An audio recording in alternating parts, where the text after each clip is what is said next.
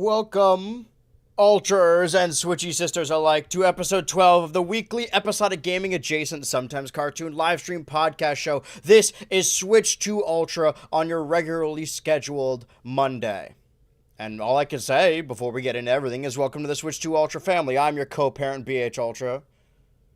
I'm your co-parent, Switchy. And at the behest of making this about me, or just like swaying it in one direction, in one particular direction, today that we're recording this, and of course the date of the pod, is June 16th, 2025. And those that have been following me for a long enough time, or have at least just watched the most recent Smash video I released this year, know that the first ever video I created or uploaded on the BH Ultra YouTube channel was a podcast episode that was uploaded June 15th, 2019, which was 6 years ago plus 1 day. And I think it's interesting that we have very different timelines, at least on YouTube. It did take me a while to begin actually hitting my stride and doing stuff by myself, but you've been on YouTube a lot longer, right? Yeah. You had it in effectively since 2008. Wow. Were you posting back then or just had the account? Yeah. Yeah. Damn, what were you posting in 2008? So what I first made were Mario plushie videos, because when I was a kid, That's magical. and the first video I ever watched on YouTube was Cute Mario Bros. I think Summer Fun.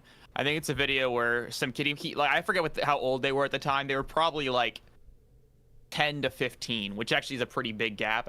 I'm not really narrowing it down, but they just kind of have the Mario. The Mario is like a figurine and Luigi's a plushie.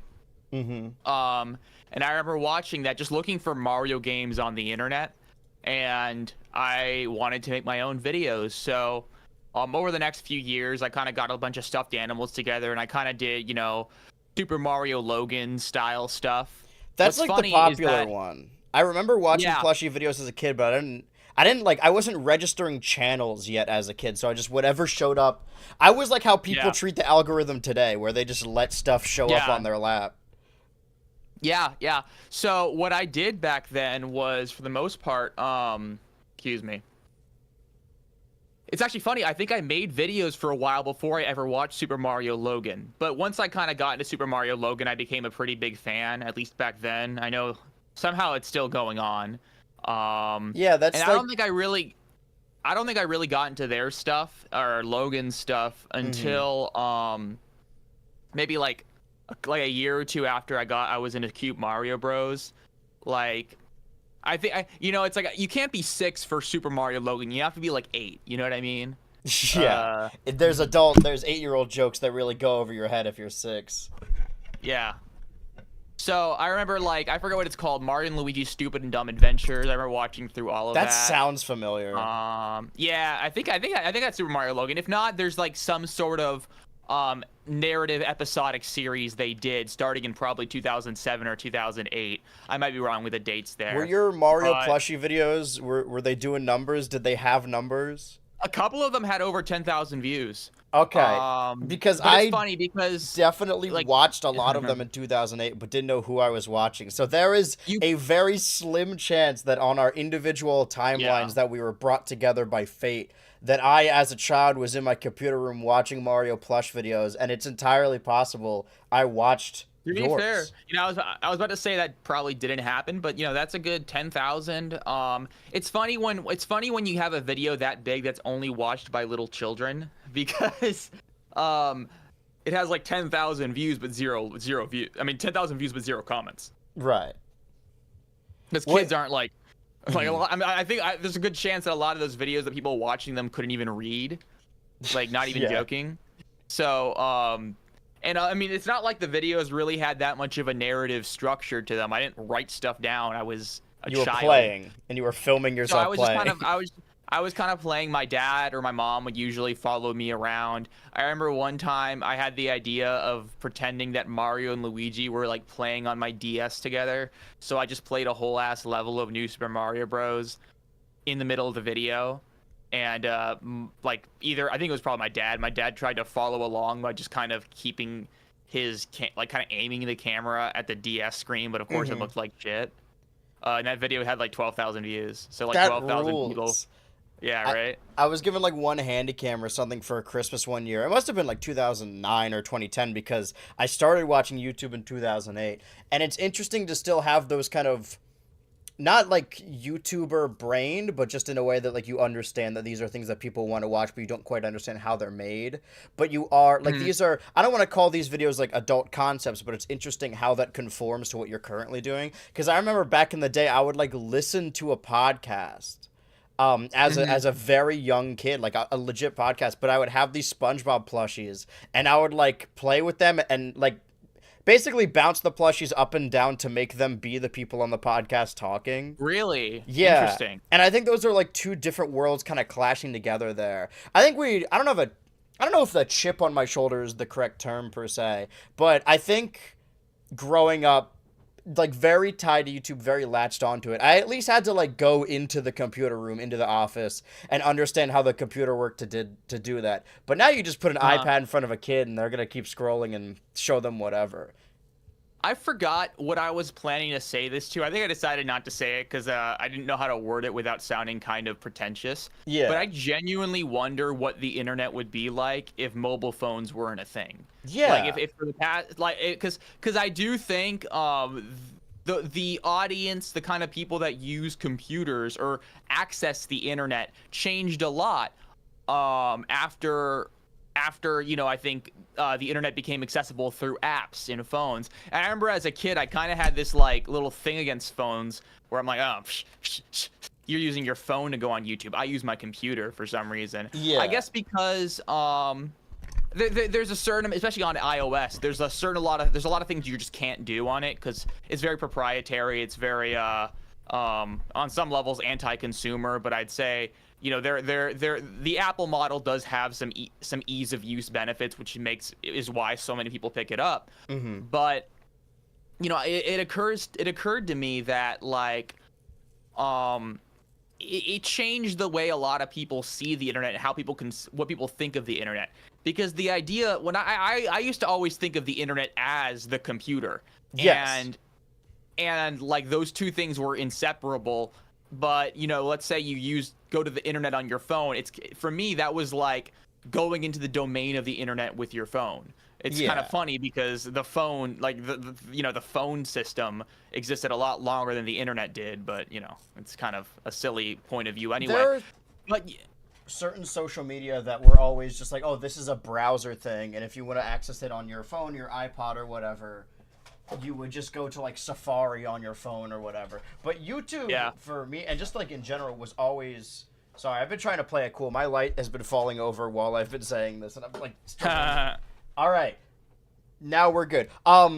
The that I think was it the iPod Touch? I think maybe the first generation or the one that was just all screen. That may have just been the Touch that launched with the YouTube app because now the YouTube app is an entirely different thing. But clearly, a lot of people have The YouTube nostalgia. app had like some ugly ass TV as Yeah, its it looked like a icon. TV. It served an entirely different purpose. It worked differently. And I remember like as soon as I got an iPod Touch, I was already on YouTube all the time, but that only like made it worse. I think it's more like with phones, it's more of a data issue where on my iPod Touch, and I think I've said this to you before, I only had internet connection where I was connected to the Wi-Fi. So when I was like on the bus or at school or like at aftercare programs or whatever, I couldn't watch videos, whether it be like real shows or YouTube videos. But like iTunes kind of felt like it wasn't like the Wild West, like it wasn't like a piracy website per se, like LimeWire or something. But there were definitely like less qualifications of what was allowed on iTunes and what wasn't. So I remember like downloading a bunch Same. of Film Cow videos and a bunch of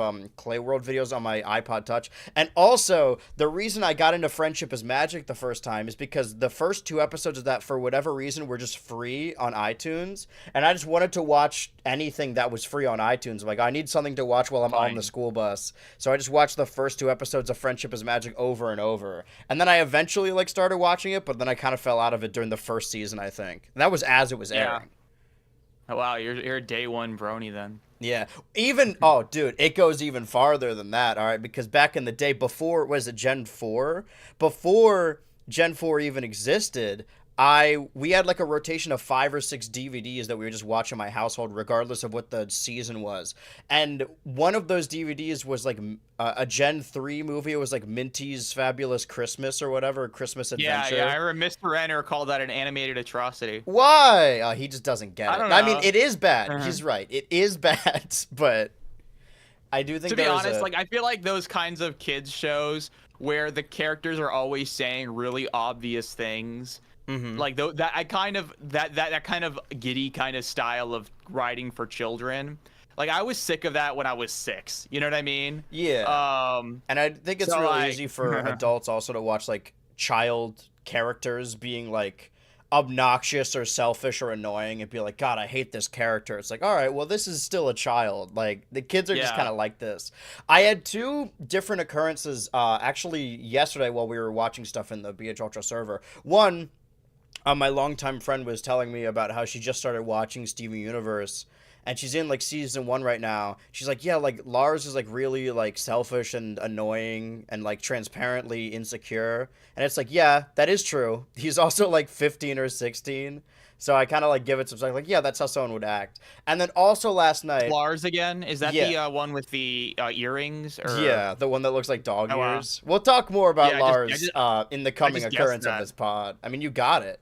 Well, that's not the one that people say is the most annoying. There's one character who's kind of like the average person you'd see at a convention, and it's really interesting that most of the fandom really hates this character's name is Ronaldo. Really hates this character when I feel like more often than not, like a lot of people online act like that character, and maybe that's why they hate him. Because it's a reflection. But also, we were watching, we started Kid Cosmic, which is a cartoon that I feel like only I've seen. I'm sure other people have, but nobody really talks about it.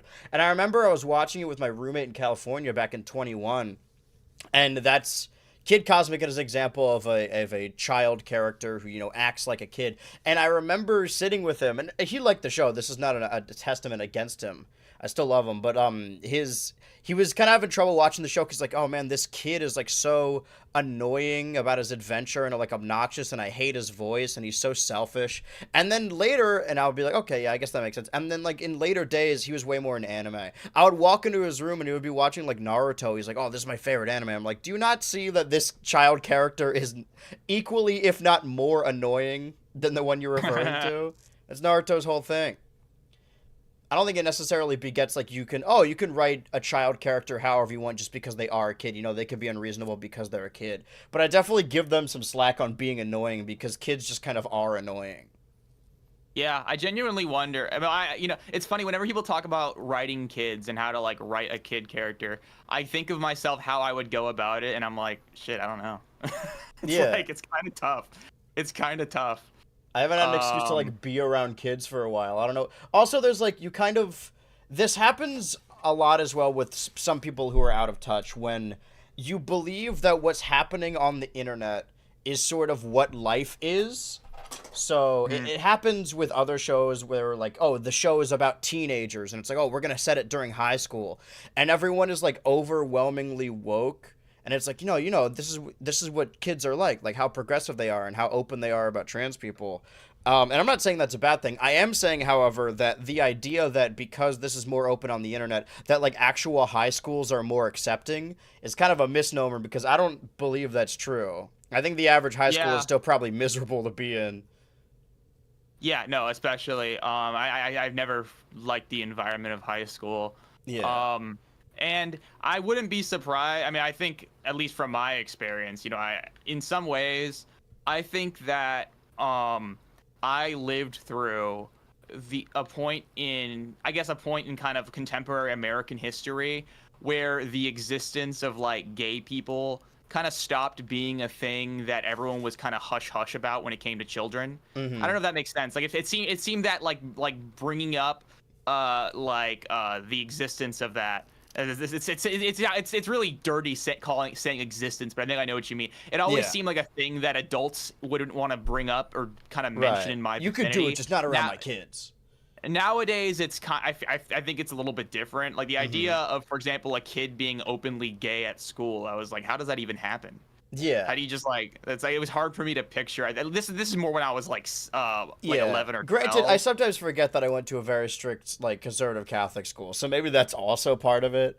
But the example I'm Yeah, going for is that, maybe. like, it's the equivalent of, like, if we were like, oh, let's write a kid character, and we're like, oh, what are kids like? They play Fortnite and, like, say Riz and watch Skibbity Toilet. Like, that's a very internet centric idea of a kid. Like, how are we to tell if actual children are all like that? It's possible that Yeah. that's only a type of kid that exists on the internet because they're terminally online. Have you heard the no skivvy toilet drama? No. was that meme where it's in this video? Oh, of this, that kid with the spiked hair. What do you Yeah, mean it's you ever like watched my Skibbity neighbor's- Toilets? You Yeah. imbecile. He was like, And I'm sure there was stuff like that when we were kids, of like the older generation. They're like, yeah, they're always playing like Call of Duty or something, oh yeah, and they dude, want to that's kill like people. literally. That's like literally one of my least favorite tropes in TV shows, to be honest with you, is I guess like shows that came out when we were kids. You know, I always complain about this. The way they would talk about video games and represent video games just miffed me. You know what I mean? It's like whenever, well, here's one thing. The first thing that annoys the hell out of me is that, you know, TV shows, for their sound design, they usually use sound effects from sound libraries. Right. So what you'll always fucking have is you'd have a character playing like an Xbox or a Wii or something like that, and the sound effects they use is from like some stupid ass arcade sound effects library. Yeah. So they're playing like a shooter, and there's fucking Atari sound effects. It drives me nuts. And I like the character. There's good things about him, but that's one of my least favorite things about Sam in Total Drama. You know what I mean? Yeah, that's just It's very just like- strange. It's like the way they write him. It's like you guys have no idea what you're talking about, Yeah. and it's okay. I just find I guess it just made me roll my eyes so much as a kid. He exclusively plays Donkey Kong and Duck Hunt. So yeah. the Granted, only as a two fan of games like that retro exist. games, I was like, I was stoked to see that. Like, I pointed at the screen, I'm like, oh man, those are things. Because at that point in my life, it was sort of novel to see that because, you know, most people were playing modern games. Like, there was sort of a fringe Yeah. enjoyment or audience for retro games. I think the thing that impacted me the most, or the thing that upset me, or that still does, is modern internet culture when they try and put like memes in shows. It's hard to do that right. I Yeah, remember- because they're moving so fast. Unless they're like, my thing has always been, it's either it has to be timeless, it has to be something about internet culture, or it has to be specifically tied to that thing.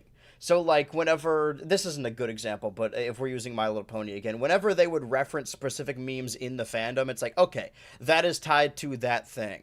And I know there was one bit I remember in watching, I think it was season 1 of Moon Girl and Devil Dinosaur, where they did the redraw of that one Candace storyboard where she's going, Mom, holy fuck, and kicking down the door. Like, that is a Disney TVA, like, animation adjacent joke, so I think you can use it. But then there's equivalents of, like, how many, the No Me Gusta in Powerpuff Girls oh yeah, like 2016. Powerpuff Girls. The one that yeah. got me the most is in the Total Drama reboot when they do like a This Is Sparta reference. And I said it in my video that in the original season of Total Drama from 2007, they It's fucking, do like dramatic. yeah, they do a Chipmunk when he dramatic was, like, 2 chipmunk, months and those old. memes are from around the same time, and it took them 20 or so, like a little under 20 years to reference something from that same era. It's like you can't.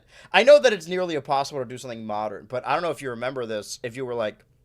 Because 2015 onward is sort of when I really got back into Cartoon Network because of stuff like Steven Universe. And then a show like We Bare Bears would come out, and I wouldn't really, like, love it, but it's like, oh, I want to watch the new show. It's got Estelle singing the theme song. I should check it out. And I I remember... didn't know Estelle was in the theme song of We Bare Bears. Yeah, well, that was What? the carryover. It's like, oh, it's Chill. the Garnet chick. But the main complaint I remember hearing, like, when that show was first starting out, is that the Bears would use smartphones in the show. And people kept saying, like, oh, this is going to make the show so dated in, like, a decade's time.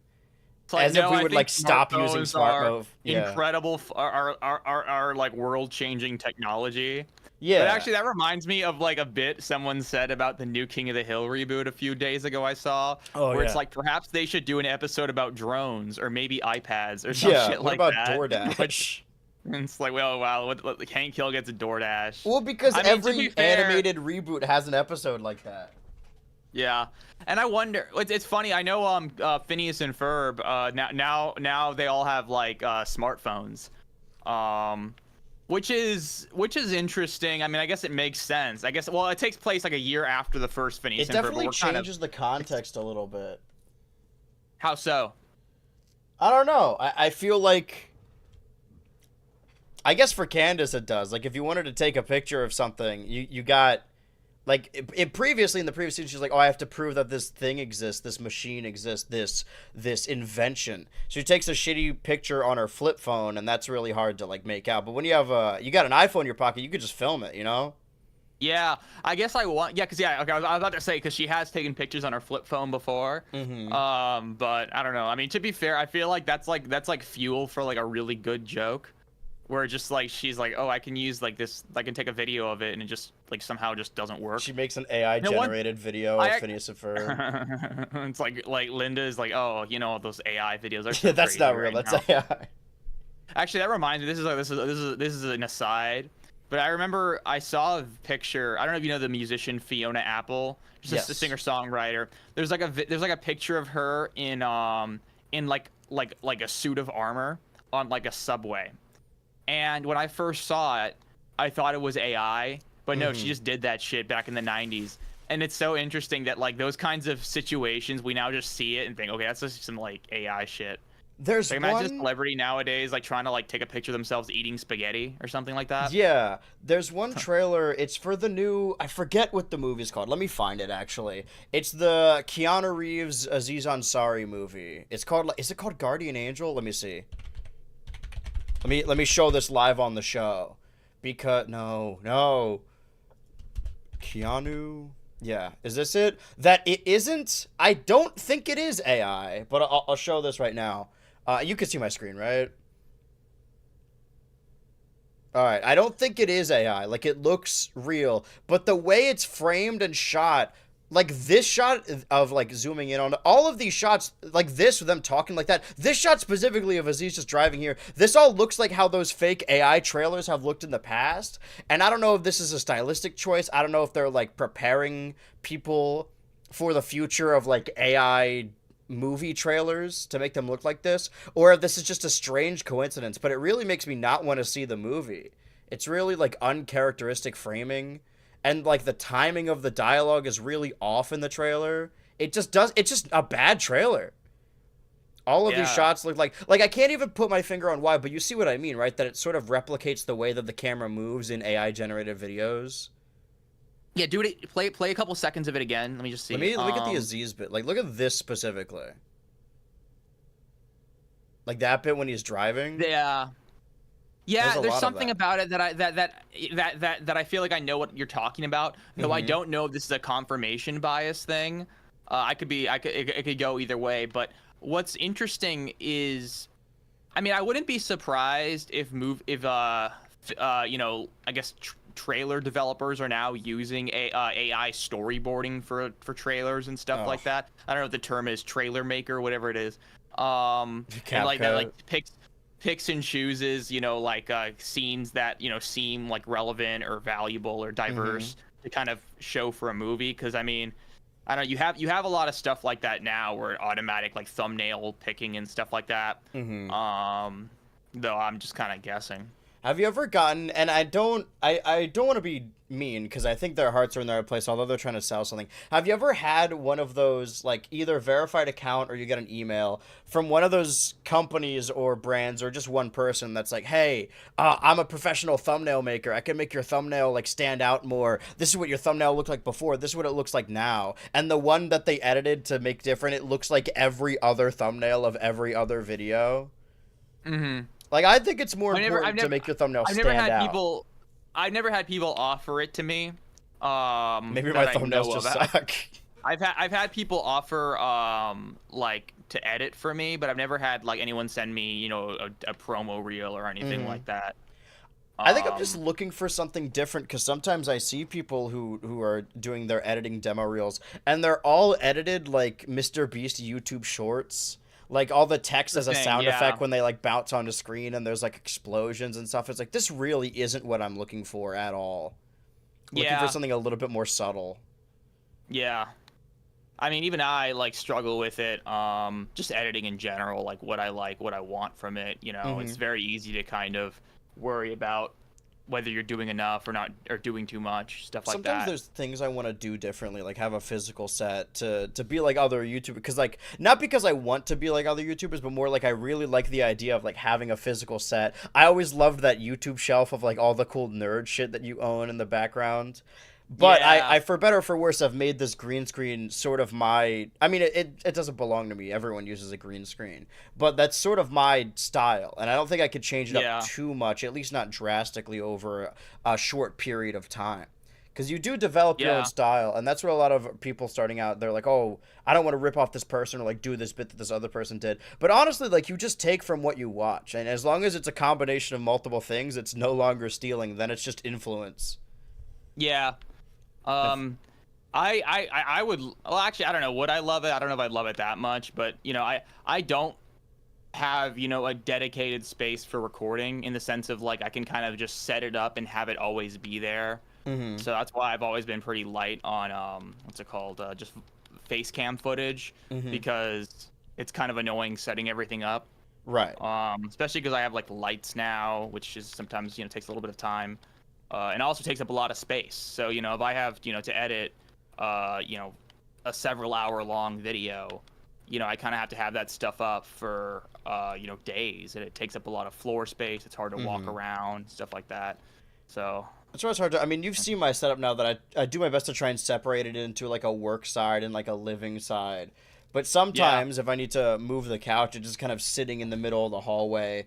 But I also like, oh, I'm gonna film in like 3 days time, so I don't need to move it back because then I'll just have to move it again. So I'll just leave it there for elongated periods of time. I try and do all my filming in bulk. Like at the end of the month, I film everything and then I have the rest of the month to edit it. Last time I did that, or recently, my lights stopped working like right in the middle of that. So now I've got to re-record the rest of it. And I don't mind doing it in different week increments, but I like having it all set. So that way, if I need to fix something, it's a lot easier to go back to. It's really just a matter I know of how which one you you. want to be Uh-huh. harder. Because like if you, it's harder to film yourself reading lines, obviously, because you can't be looking at the script, but it makes it easier down the line for editing because then you have to have, or you can have less on screen. So it's really just a matter of pick which one that you think is the most annoying and then try and circumvent that. Yeah. Yeah, there have been times I've had like a long block of just script without voiceover. I mean, Hmm. without voiceover, and I thought like I do not want to fucking edit this shit, so I'll Yeah, just like record it in face cam. because then people just want to look at something moving, and they do. Speaking Yeah. of which, we might as well. I'm gonna jump into this, my regular weekly tier list update, and I am going to. I've been considering this a while as of late because we didn't talk a lot about it last week. We obviously had to talk about the Nintendo Switch 2. I have since added all the games that I played on the Nintendo Switch 2, the day one exclusives, because those technically came out in 2025. But here's the thing when it comes to games, and I saw a tweet earlier that really made me think about this, is it's really hard to draw the fine line and balance out movies, TV, and video games. And I think there are wildly different mediums, maybe hobbies. Like TV and movies are incredibly similar. I don't like to judge something or rank something until I finished it, until I've seen everything there is. And a movie, that's like a 2 to 3 hour commitment, right? You knock that out, you can Hmm. do that one day. Even like a show, if you really want to binge it, you could do it all in a day. I like watching them week by week. So something like Abbott and Goosebumps have dropped all at once, but I'm behind on. I'm pretty sure I did the math. Oh, I now have finished Chibiverse season 3, so I'll put that. It's mostly fan service is the thing. I don't know if that's necessarily bad, but most of the Disney's Chibiverse I've enjoyed is me pointing at the screen and being like, "Oh shit, it's the Gravity Falls character. Oh shit, it's the Buzz on Maggie." But it's fine. I guess I'll put it. I'll put it What is above. PB verse? It's sort of like, I mean, Jellystone is an apt comparison, but it's also sort of like that that House of Mouse show, where it's chibi versions of all of the Disney TVA characters, which are just the animated TV show characters. And it started out as like shorts between episodes where they wouldn't talk. And then they developed it into its own show where now like characters from Primos and Big City Greens and Owl House and Amphibia and Phineas and Ferb all just hang out in this chibi world and talk with actual dialogue. And they use it as an Hmm. excuse to like have other characters like Grunkle Stan and Mabel come back, and even like Bonkers and just old, like, you could tell the people who were making making it are fans of all of Disney TVA, even like more obscure shows or rather less popular shows. There's been more references to stuff like Bonkers or The Buzz on Maggie or even like Fish Hooks as of late. And as a fan of all of those shows, I like seeing it, but I don't know if I would necessarily say it has that much substance to it beyond me, you know, doing that Leo gif and pointing at the screen and being like, "Oh, this is a character I know from The Thing." So I think putting it that I recognize. This is a reference that I'm like in tune. It will put it beneath Daredevil. I forgot I finished that. But after that, I'm pretty sure, aside from something like Phineas and Wild Pack is coming out weekly on Nickelodeon, but I've run into the hump where I do not have cable television, and everything else is on streaming or like a Disney Now app I can watch. But Wild Pack, I don't think I could watch until it's on streaming. So I watched one episode, but it is in fact here. Everything else, like Stugo, Moon Girl, Jellystone, Andor, I guess the other shows, I think I did the math. In about 5 weeks' time, I will be finished with these seasons. New shows will have started up, like The Bear Season 4 and Ironheart, and then eventually Peacemaker, and I guess King of the Hill as well. But before that moment, they'll all be up there. But that's where something like Doom the Dark Ages comes in. I want to get your thought on this as well. For Doom, I think I streamed it about 4 or 5 times, which is about 12 hours. Let's say 12 or 15 hours.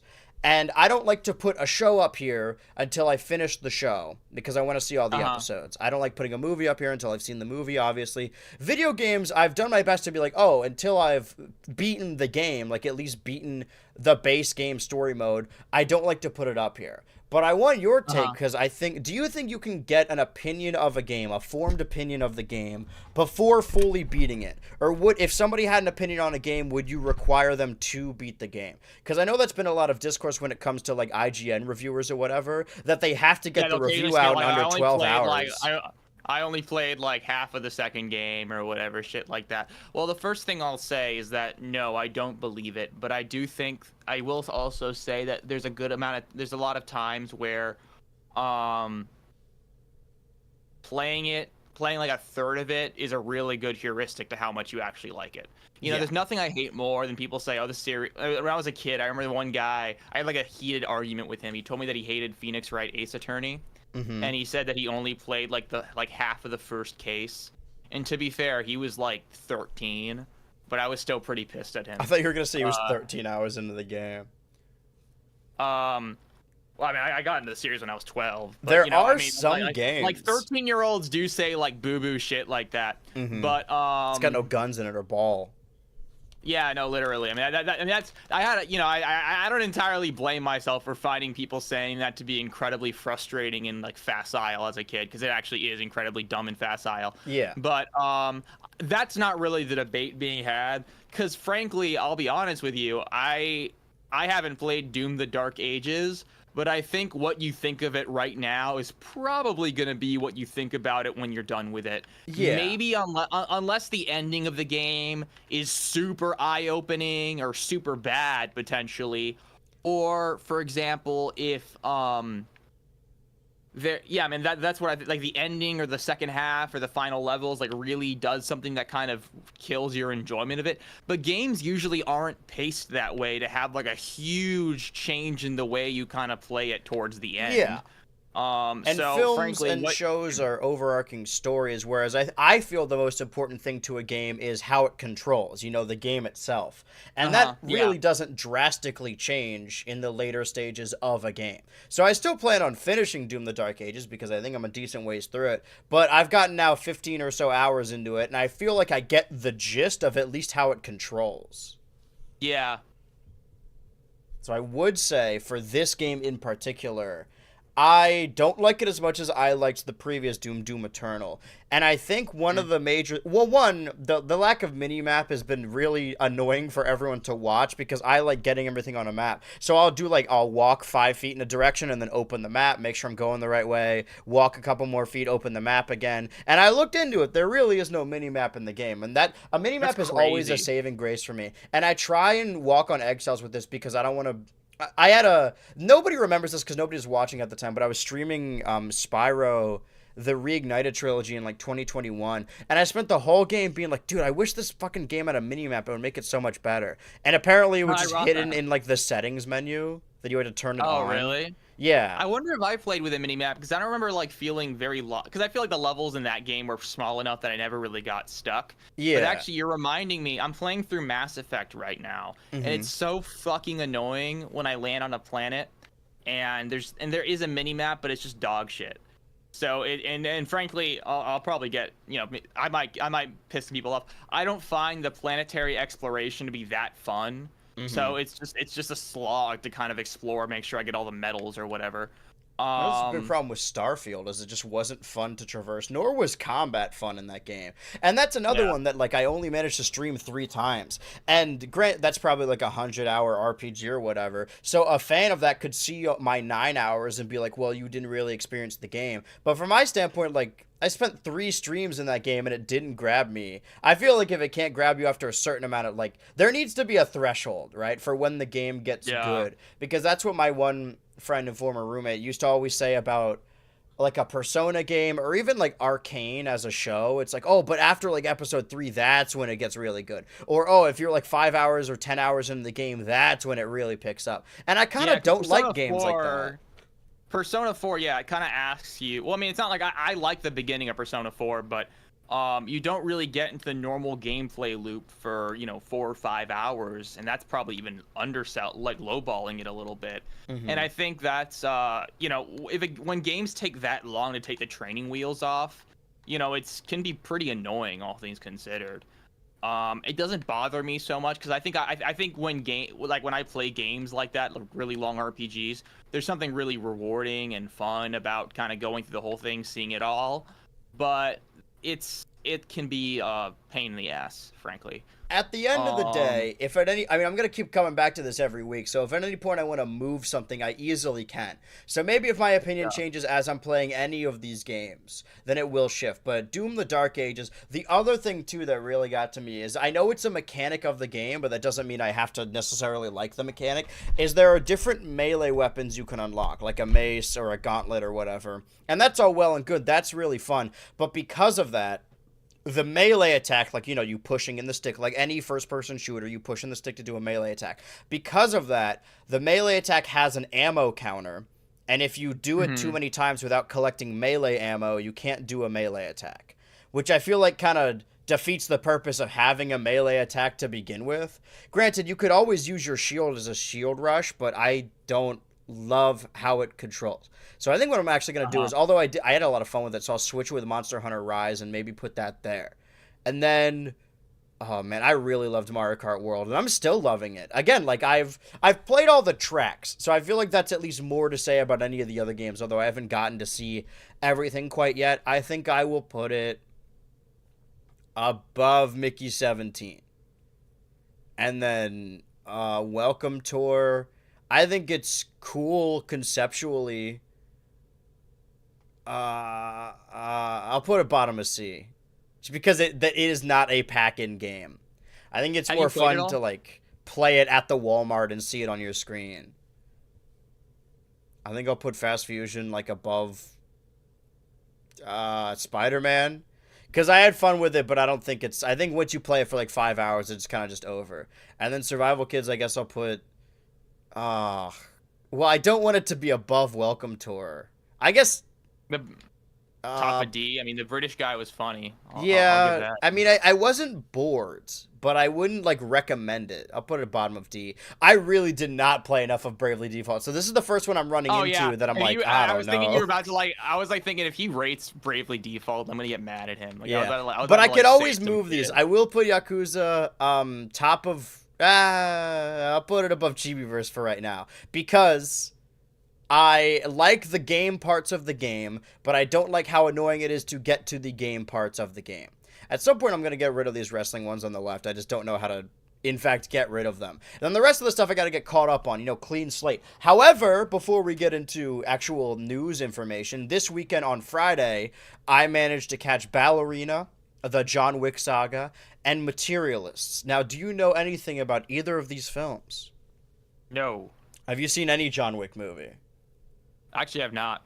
Okay. They're not really my thing, but I get what they're going for. Like, I understand that it's sort of a modern contextualization of an action movie, but using ideas and imagery from, like, classic silent film, like slapstick, your Charlie Chaplin, your Buster Keaton or whatever. I think that's fun. That's not what I imagined it as. Yeah, the series is very goofy films. Granted, I don't love it as much as other people do, like the John Wick series at large, but I think that makes this stand out more. Like, literally in Ballerina, there's a scene where she's hitting someone with a remote, and it's like, it flashes the Charlie Chaplin house bit on the TV in the background for a second. And I think that's fun. I think a comedy of errors, a Mr. Magoo action movie is a really fun idea.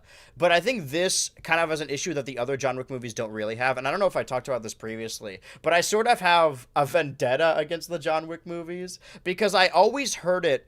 And this was when I was deep in my Ace era. Like, I really just wanted, quote unquote, makers putting unnecessary sex scenes, so on and so forth. I just hated the very generic, like, Hollywood love story. And what I always heard about John Wick is like, oh, it's not like those other, like, dead wife movies. It's not that he's avenging his dead wife or going to rescue his wife. He's actually going to rescue his dog. And I'm like, oh, that's actually really cool. Like, it's nice to see basically a millennial shit. What the fuck? Yeah, Reddit. That's why Reddit loves the movie. It's nice to see, like, an action movie where he's not rescuing his daughter or his wife or his dead wife or a vengeance or whatever. It's just for his dog. And I heard that, and then I got excited for it. And then I turn on the movie, and it has fucking flashbacks of his dead wife, and the only reason he cares about the dog is because it belonged to his dead wife. I was duped. And I've hated John Wick ever since. Anyway, Ballerina has really awful dialogue, which makes the slapstick and, like, the illusion of your movie. But it looked better than all these.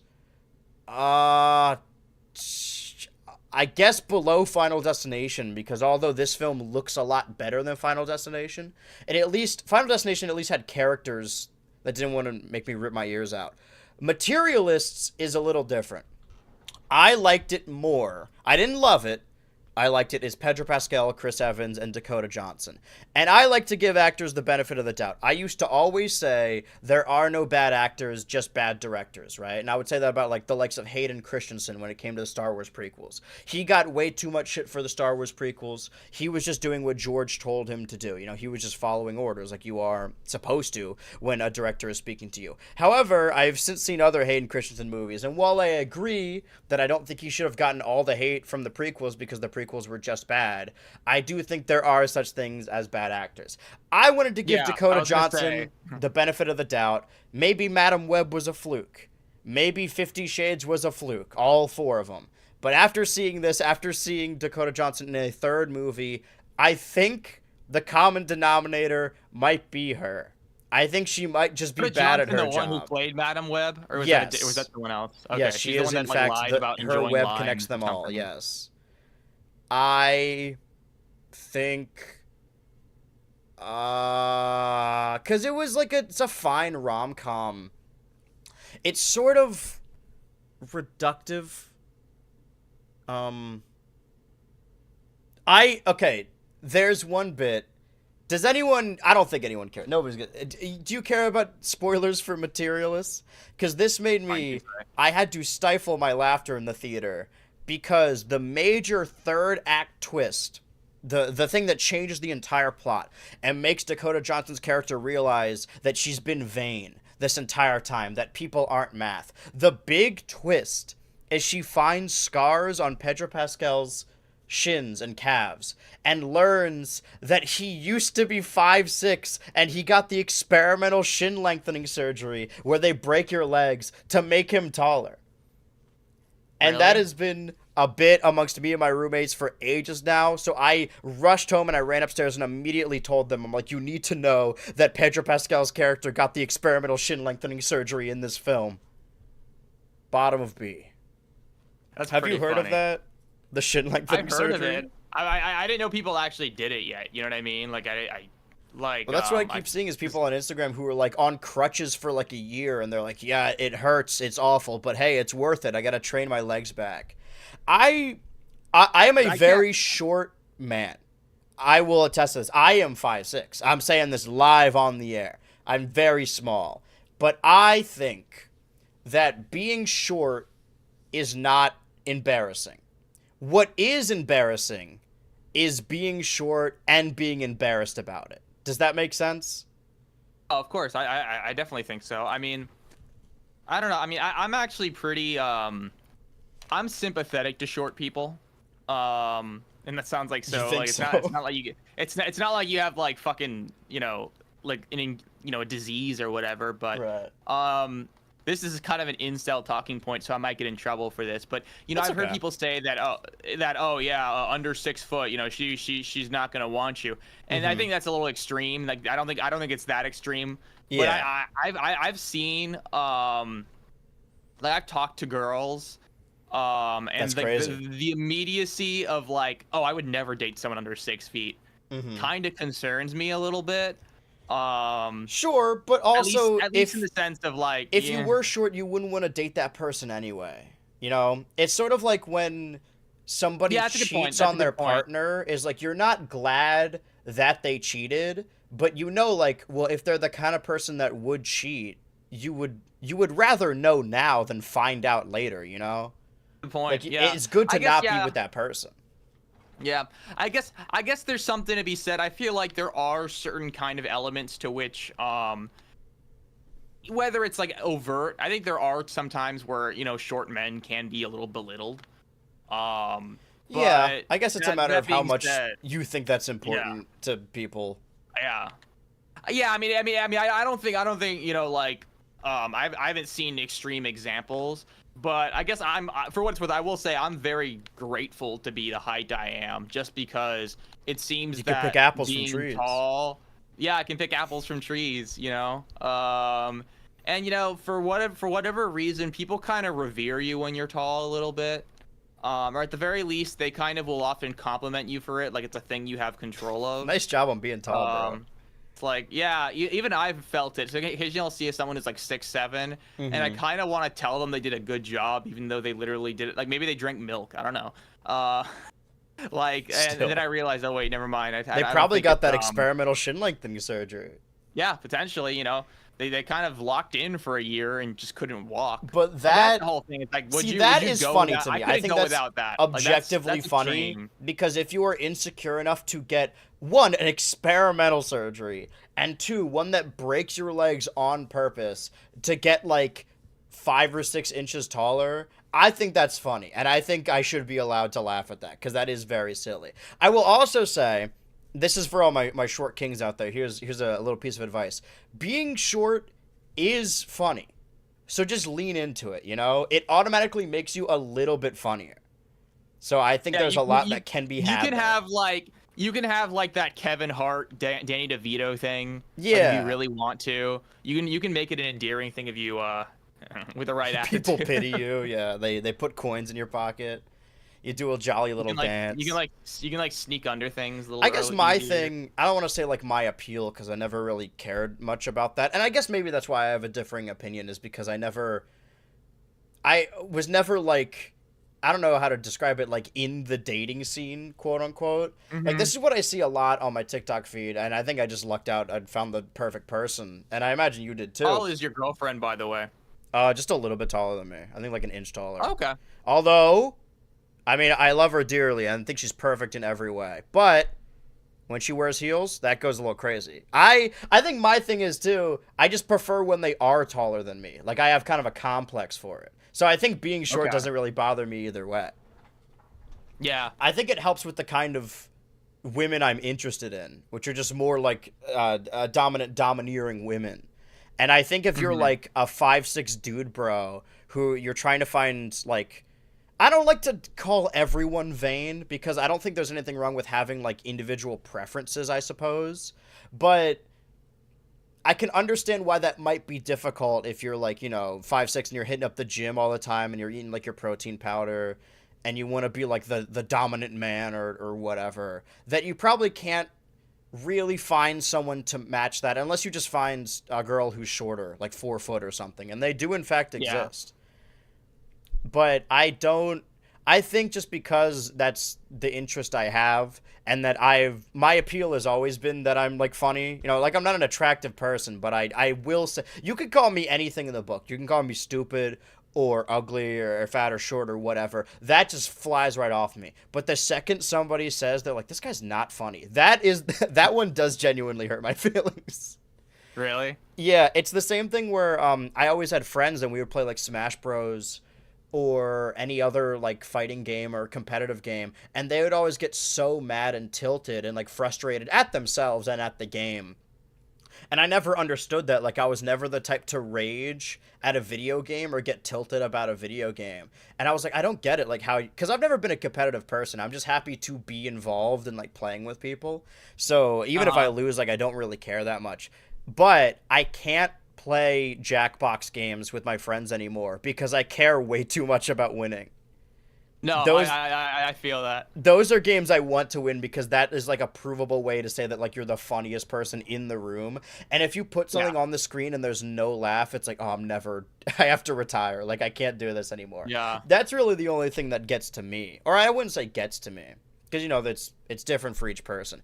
My thing ultimately, what I was getting at is, I don't think being short is not embarrassing, nor should you be like insecure about it. But I do think it is funny and embarrassing when there are dudes who are embarrassed about it. Like that one dude who went into the bagel store and was like, I just said bagel, didn't I? The bagel store, and was ranting about how like women won't swipe on him on dating apps because he's short or whatever, and that he's like owed something. I think there's nothing funnier than an angry short man. And I say this again, I am 5'6", and I slouch, so I'm probably closer to 5'5", legally speaking. And if you're short, you gotta own it. You can't let it define you. If it does, then, like, if you're blaming the world outside of you, then you've already lost. But I do think that is part of the culture of dating apps. I never wanted to be one of those people that's like, oh man, the apps are really ruining everything. But I think legitimately, like, the more and more I get away from it, I do think, because there is a lot of stigma about, well, there's legal stigma about dating in the workplace, obviously, but then there's like stigma about ruining a friendship, quote unquote, like, oh, you can't date your friends, it'll ruin the friend group. But honestly, that's probably the best way to start dating someone, because then you already like them as a person. Like, I don't think dating apps are necessarily the way to foster a relationship. I'm not an expert on this, but that's how I feel a little bit on it. I mean, like, the idea, I mean, first of all, I mean, I've never asked someone out in the sense of like, oh, me neither. You seem like a nice person, let's go have dinner sometime, with like some sort of with like a pretty overt, this might turn into like making out or sex or whatever. Like that's never been a thing I've done.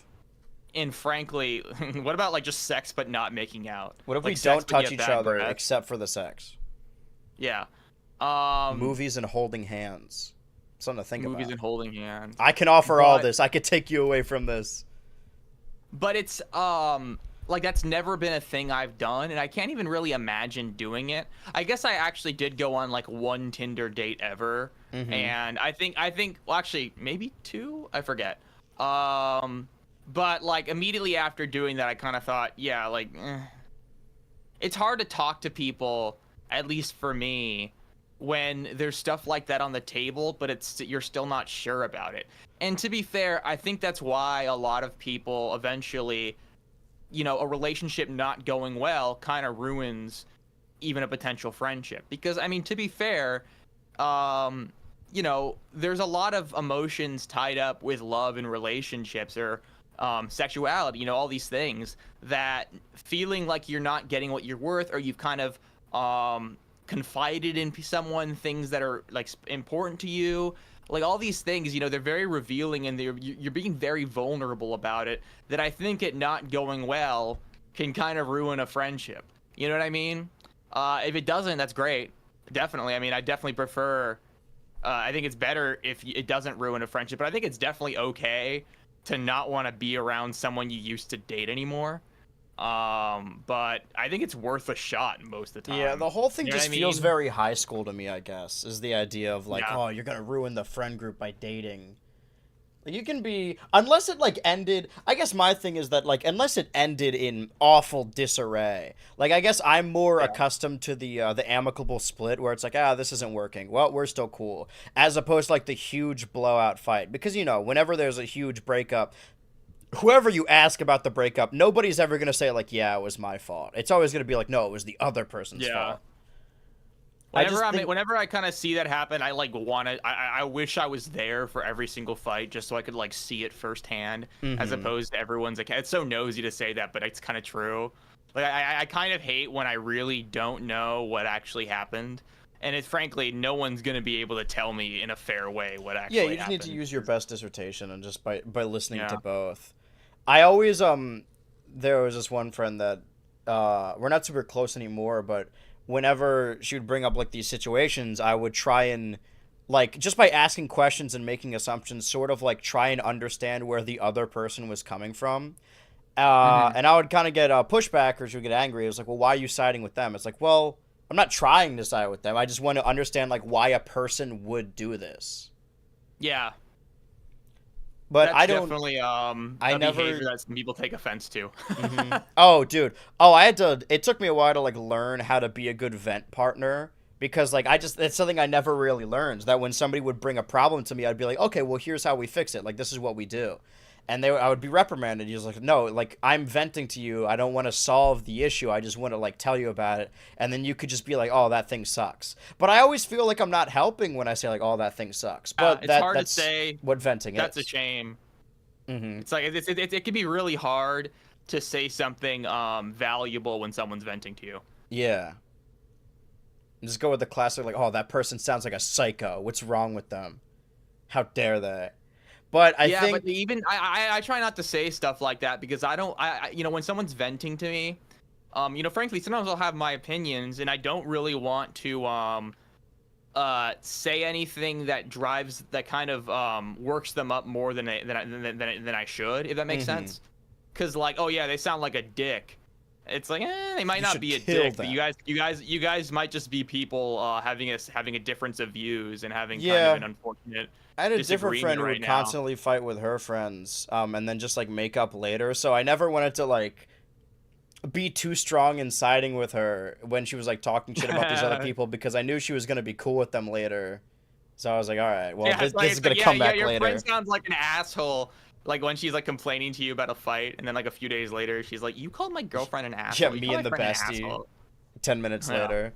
I think ultimately what I'm saying is I never thought I would like have the stance of the because again like we talked about earlier when we're growing up on like the computer or video games or whatever, the older generation says like, oh, that'll rot your brain. It's like, pff, yeah, okay.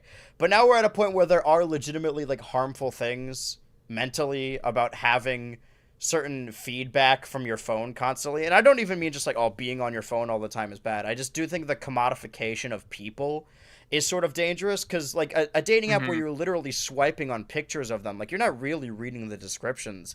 It suits to objectify everyone.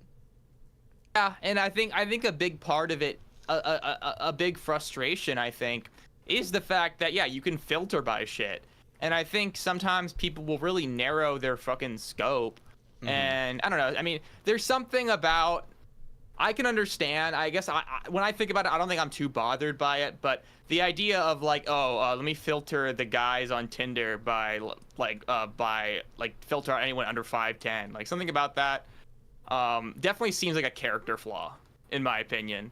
I mean, I guess you can have a preference. I guess I don't think there's anything I wrong with having a like preference. I guess that yeah, there's a key for every lock, and yeah. it sometimes goes into the territory of fetishization, and you don't want to go there. But if you're insecure about your weight or your height, or the way your face looks, what you learn in growing up is that there are people that probably have a fetish for your exact thing, right?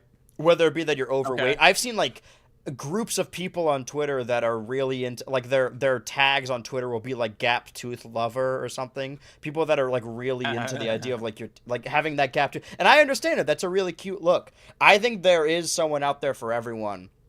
And we do sort of have the male gaze, and I think we talked about this, or maybe I talked about this with someone else in the Nintendo Switch weekend. The male gaze of, growing up with these Hollywood stories of the ripped guy or the girl that looks like a model or whatever.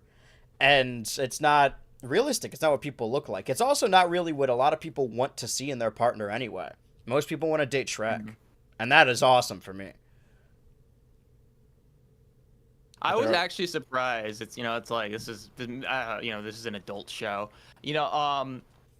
This sounds, I don't know how bigoted this sounds. I was surprised like how much girls like chubby guys. Like it's not a thing that every girl's into, but I assumed like that was not a thing that like girls liked at all. That's what I'm telling you, man. That's that high school brain, that Hollywood, that male gaze, like getting into you. Speaking of the male gaze, as in GAYS, also love fat dudes. Love a fat, hairy dude. Oh, yeah. No, I mean, that's why I always assume, like, okay, the whole joke of it's like, oh, that guy's, like, attractive in, like, a gay guy way, but not, like, a straight girl way. You know what I mean? There's different types for people. If you're listening to this and you're like, oh, there's obviously, well, my thing is always like, maybe I don't ever want to come across like, oh man, caring isn't cool, because I think you can care about anything. I think it's important to have issues that are important to you. However, I've always said, like, the beautiful romance, love of your life, whatever, it's probably just going to fall in your lap more often than not. Like, I don't think you're really going to seek it out and find it. So I think this is all decent advice for relationships, or just like, I think ultimately you need to love yourself. But also, when you're in a relationship, the relationship should be a very high priority. But when you're not in a relationship, your highest priority should not be finding a relationship. It should be bettering yourself. People that are like, oh man, once I have a girlfriend, once you say that, dude, you're setting yourself up for like failure. I mean, yeah, because I mean, if you're already well, first of all, I think if you're daydreaming. Well, I mean, daydreaming in the first place about like a theoretical relationship, it can already be a little bit dangerous, because you might set yourself up for expectations that can't be fulfilled. I've had situations where another person gets like really obsessed with me for a period of time, because I think I've just kind of become a person that they really kind of want to get to know better, and because of that, they start, I think, imprinting personality traits and things onto me that they kind of want me to have, but don't really know for sure that I have. It's actually funny. I won't spill the details too much, but sure. There was a girl who runs a pretty popular Instagram meme account. It's kind of funny. That's beautiful. That probably has like a few, like maybe like 200,000 followers now. She got really into me for a few weeks. And yeah. She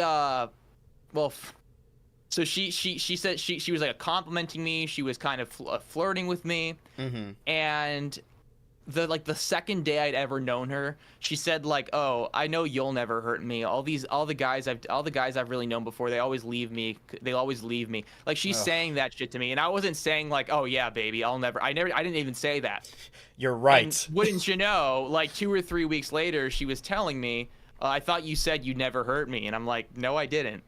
You said that." I don't know and you. Frankly, I kind of recoiled a little bit, because that's not a thing you say to someone the day you meet them or the day after you meet them. Yeah. And that's to say that, occasionally people get in these situations where I think they get too excited about another person and they stop being realistic with themselves. You start envisioning a life together. You start envisioning a life, and you fill in the blanks, the things you don't know about this person, the things you're not sure of yet, with what you want. So, and I guess kind of adding on to that, if it's not even a specific person that that you're kind of imprinting all these kinds of fantasies onto, you're just thinking about like having the perfect girlfriend who does all the things that you want. You're not. I don't think you're gonna end up happy. And it goes the other way. I mean, it goes for like any orientation, to be honest. I see it all over, where people kind of Yeah, I know people who would rather be unhappy in a relationship than not be in a relationship. Yeah. And I think the most important thing to being an adult is learning how to be single.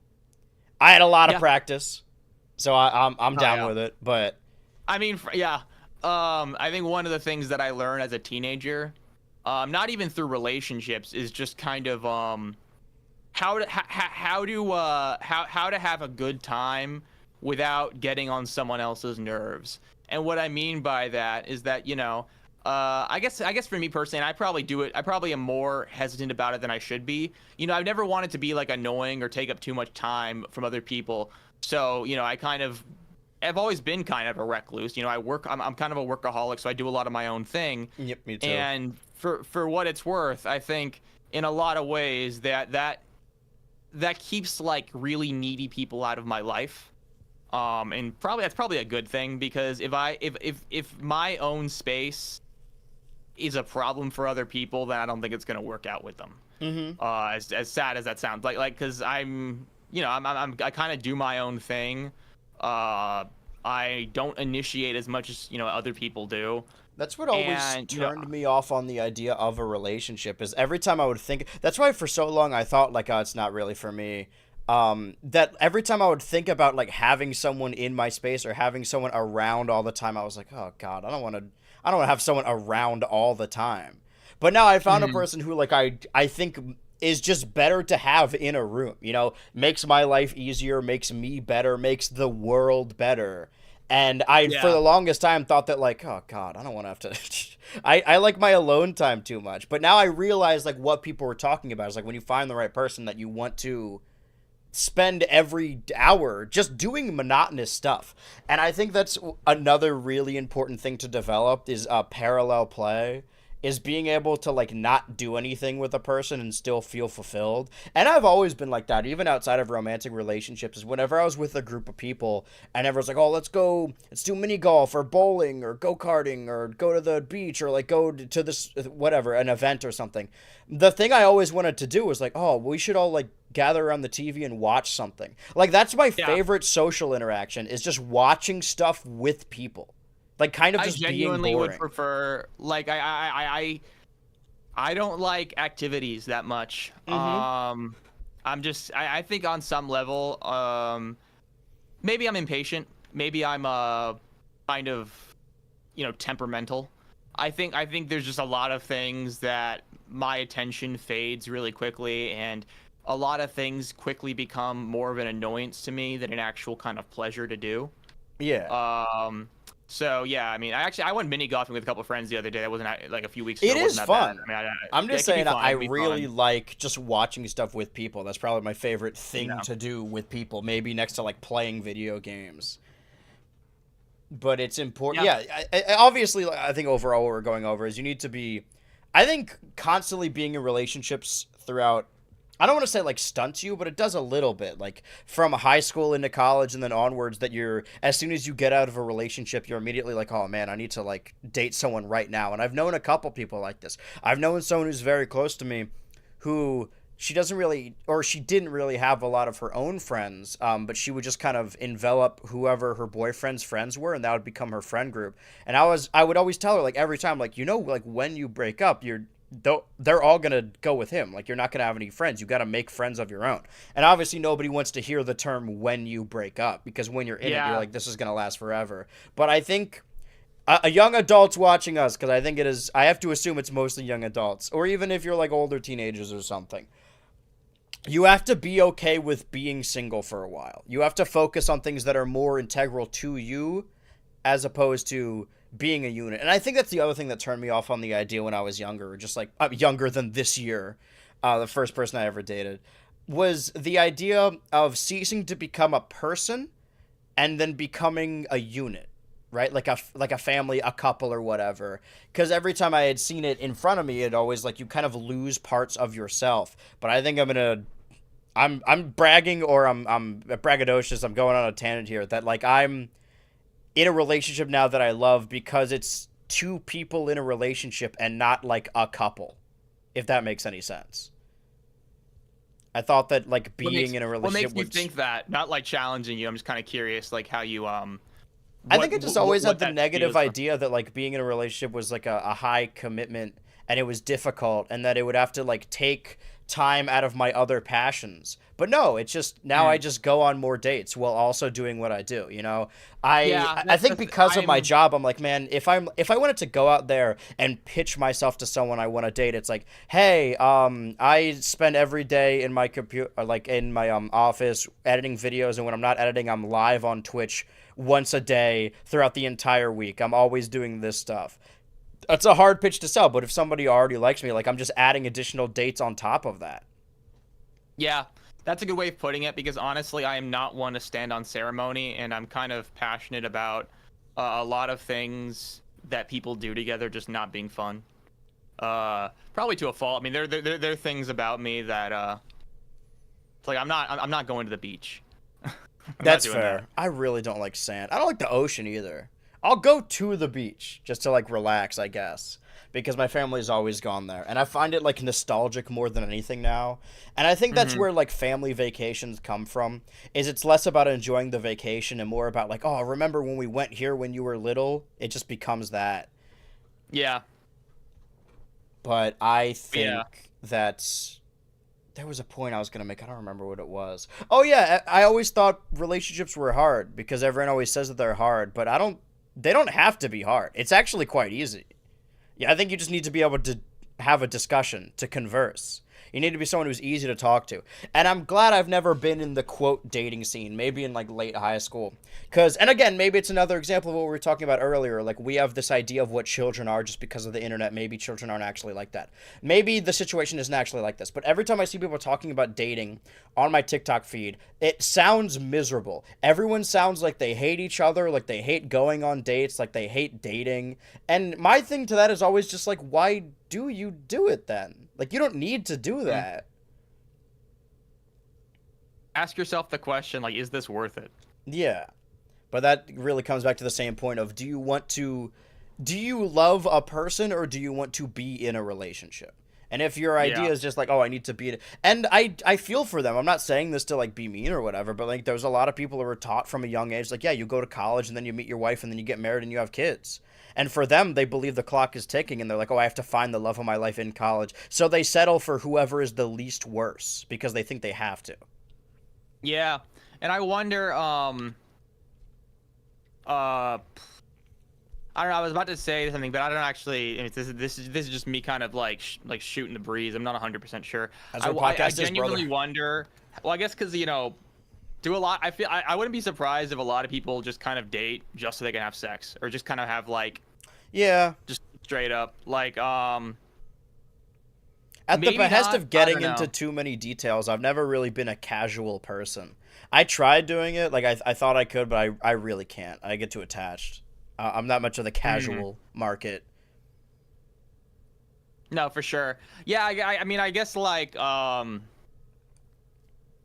maybe I'm wrong. I just kind of think I can definitely imagine people like someone kind of not wanting to kind of do a hookup, but still kind of trying to pursue a relationship. Yeah. For just like making an arrangement to have sex with another person. But that's I'm not fine as long as everyone in that relationship is like understands the terms. I think some people can get pretty hurt by it, but I think if you're both on the same page. The other thing, and this is the last thing I'll say about relationships, because I'm talking about other people's shit, but this is something I've heard. I think I'm mainly just kind of soured on the idea because I have predominantly female friends. Like I'd say it's probably like an 80-20 split. It's because it's another like preference thing. I just prefer the company of women just because I always grew up like that, just with my sisters and my mom. And I don't know, they understand me a little more. That I have heard on multiple different occasions, I'm talking like counting on a handful of times, of someone, normally a woman, sharing her interests about something, talking about something she's passionate about, whether it be a video game, a movie, or show, or whatever. Or just any sort of like neurodivergent interest, like very deep focus on something. And then we'll be talking about it, and they'll be so excited, and they'll be like, yeah, my boyfriend doesn't really like when I talk about this. It's like, your special interest, he doesn't like when you talk about the things you like? I've heard that multiple times, and it always, like, completely dumbfounds me. And again, like no smoke to these women, it's not their fault, but the idea of being with someone, of sharing your life, that doesn't even like, not, they don't need to like the same things that you, but don't like when you talk about the stuff you like, that's so strange to me. I'll say though, and this is not me, I don't know these specific situations, and I also I wouldn't be surprised if it's like not that big of a deal. It's more of just kind of like an eye roller, because when you're dating someone, to my understanding, especially when, let's say for example, you and your partner go out to dinner with another person or another couple or whatever, and you're the goal during that date is more to interact with the other couple as opposed to your partner. So you'll often say things that your partner has heard over and over again.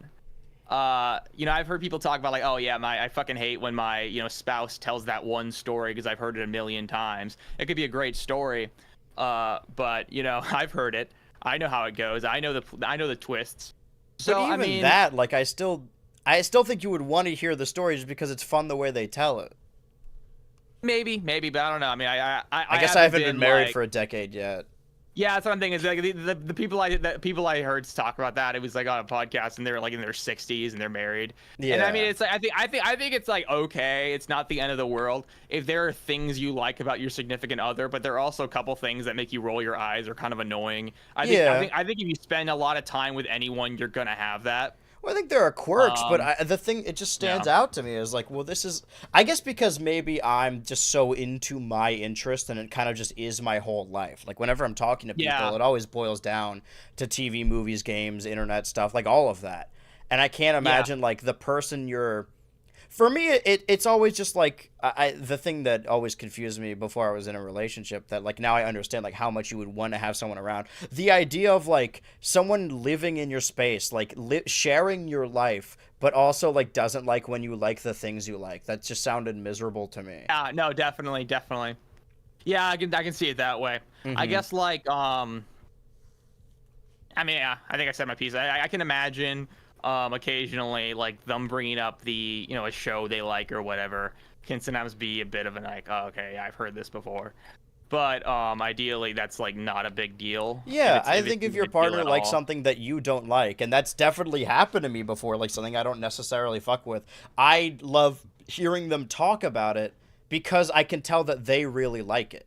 Like I think to me passion is the most attractive thing, like just being passionate about anything. And there have been a lot of people who were more or less sort of my type that, like, maybe I could have ended up with that just had no drive to do anything. And I don't mean, like, oh, you got to get out there, you got to get a job. I just mean, like, a passion to do anything. Like, they were, like... Like, is there a thing that you're trying to do every Yeah, I would get along with them because they were chill. And it's like, yeah, I'm chill. I'm just chilling out. But that chill would eventually just boil over into, okay, so you don't want to do anything. And I can understand getting burnt out on wanting to work every day of your life. Again, that's not what I'm talking about. I don't mean like you got to get off your ass and get a job. I mean like you have to have drive to do something. You don't have to create something, but just to do something. Like, what do you want to do ever? Ultimately, to put a cap on the first half of this episode of Switch to Ultra is it will find you. The perfect relationship will fall in your lap. At some point, you don't got to worry about time. The thing I always tell people is my grandparents, who I've only known as my grandparents my entire life, who were fantastic grandparents, who are fantastic grandparents, who would always take me out, and were there for me and my sister's lives. They met in their 60s, and they got married a year after I was born. You could find the love of your life when you're like 60, 70. Sure, I understand you want to find them sooner so you can spend the most amount of time with them, but or maybe you don't. You also don't have to. Like, your main priority in life should be living your life to the fullest. And then, if you find someone that you love, you share that life with them. It doesn't need to be that your life is tied to this person. On top of all of that... Oh, no, go ahead. Closing remark on relationships. Oh, yeah. Well, now we also have the purpose of Switch to Ultra, which is in between. I think this was actually the day of, or maybe the day right after, or maybe a couple days after the last episode of Switch to Ultra that held on last Monday. We were talking about the prospect of a June Direct, of a Nintendo Switch 2 Direct, after the Summer Games Fest, talking about a lot of new announcements coming out for the Switch. But with the advent of something like the Nintendo Today app, or the way they've been drip feeding information, like recently they said they delayed the Zelda movie to like 2 weeks later. I don't know why. I don't know how you would even project that, or why you wouldn't do it later, or why you wouldn't just say like, oh, it's delayed indefinitely. But I mean, if it is delayed 2 weeks and then it comes out perfectly fine and stable, then I guess they were right. But I don't know what would cause it. Anyway, it seems more and more like we might not. And I don't want to say vehemently that we won't get a Direct. But when we're getting little snippets of information just randomly on the Nintendo Today app and then later posted to their YouTube or Twitter, like this was posted a couple days after the last episode of Switch 2 Ultra, which is... Let me mute this. It's called Splatoon Raiders, I believe. Have you played any Splatoon game? I've played Splatoon 1 and Splatoon 2. So this trailer, it is sort of like, ironically, a more Summer Games Fest Xbox-esque trailer. Can I make this a little bigger? I'm going to zoom in a little bit. Oh. Okay, well, that's just going to look like that. Let me zoom out, actually. Yeah. Where it seems to just be a CG trailer, and we don't really see any gameplay. This is talking about Splatoon 3 updates. So it seems that rather, instead of getting a Splatoon 4 to use a lot of the Switch 2 features, and maybe we still will get that. It seems like they're adding a lot of weapons and stages to Splatoon 3. I don't know enough about Splatoon 3 competitively to, like, know what all this means. However, I do know that this isn't adding, like, Switch 2 capability like that of mouse controls. However, this initial trailer, like, for Splatoon Raiders, these first 2 minutes, this is just a CG trailer. And I really don't know what it could play like, because not to compare it to other series, but if you think about like a Mario spin-off, like a Mario sports game or a Mario Kart, or a Pokemon spin-off, that those games control completely different. That it seems like this game might just control like Splatoon, but be a campaign. Maybe it's like a tower defense. Yeah, this little bit of gameplay here, if this is in fact gameplay, and maybe we can't really judge it off of this, but this just looks like a game mode in Splatoon 3. Like, I don't know what this game could control. Like, this looks like it controls like Splatoon. Maybe it's like an open world... I don't want to say open world, but like an open RPG shooter. But it's weird that it's specifically titled as a spin-off, because it seems like it controls more or less like the Splatoon series. It looks like just a Splatoon game. I mean, I guess the world design, because I feel like most of the Splatoon campaigns so far have been kind of in, like, abstract environments that look more kind of like... more open. People really sleep on the Splatoon campaigns, but I think they're really fun platforming, because I think people focus on the shooter aspect if they don't like Splatoon, like playing online. But I think getting the campaign is enough, and most shooters don't even have campaigns nowadays. But yeah, we don't know anything about Splatoon Raiders. We don't even have a release date for it. But on top of that announcement, we also got I think this was shown off on the Nintendo Today app first, but this was actually announced earlier today, or maybe late yesterday, that there will be a Donkey Kong Bonanza Direct on Wednesday. So that will take place between this episode of Switch 2 Ultra. Oh, hello? Hold on.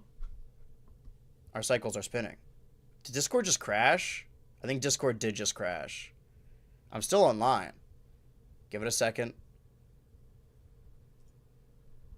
Oh. Hello. I'm back. Are you there? Sorry.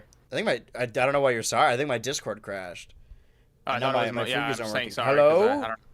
I just say sorry. Hello. Hello? I'm talking to Deli as well. Can you hear me? Yes, I can hear you.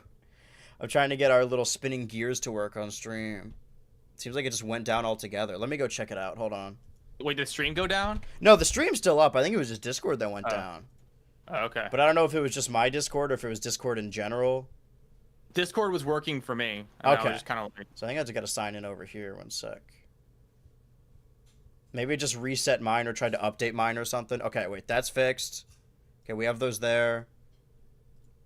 Deli, hello? Do we have the...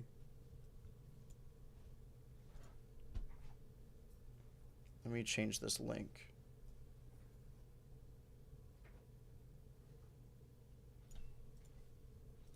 Now that I have this here. I think that's that one.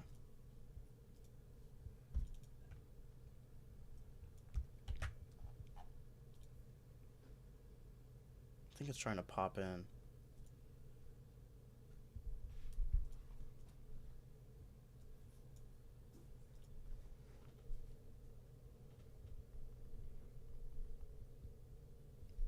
Deli, hello?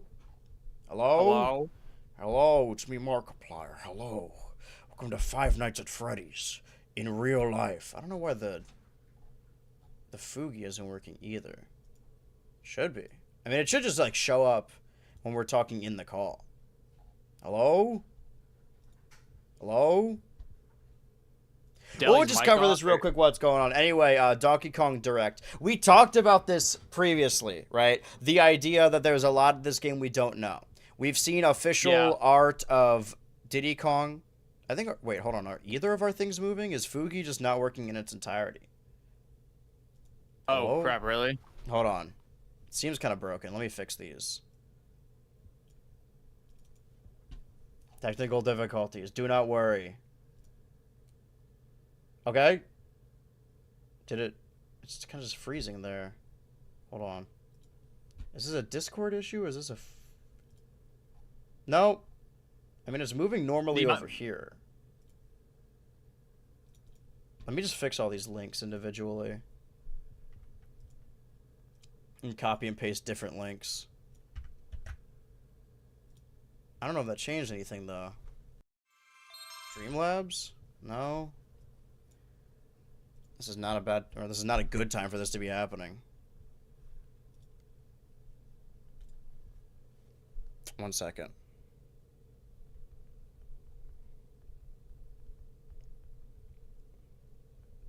This is very strange.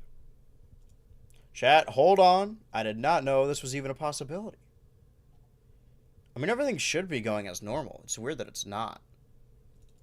What if I... No. I don't think changing the links is going to do anything either. Because it seems to be working over on the website. It's just not working here. I don't know if... Oh. It's doing the bounce and then stopping. Why is it doing that? And yours isn't moving either. Just at all. Like when I load it in, it does the little... Huh. Oh, wait. It did a little loading thing. Hold on, give me 1 sec. Let me just leave and then come back. Maybe I broke it. Ah, okay, now it's fixed. I think I did just need to leave and come back. Okay. Because my Discord crashed, but it didn't, like, knock me out of the call, so I guess we're just having issues. All right, anyway, back to where we were. We talked about obviously we saw art of Diddy Kong, of the new design for Diddy Kong on the Nintendo Today app, and we thought maybe it could either be in Bonanza or it could be in Mario Kart. And we know now that there are no secret characters in Mario Kart World, at least not yet. Maybe, I saw some people speculate when it comes to Mario Kart World, is it could be like a spirit board situation with Smash Bros. Where, do you remember when like a new game would come out and then they would add spirits to the game for like a little event to coincide with that game coming out? Yeah.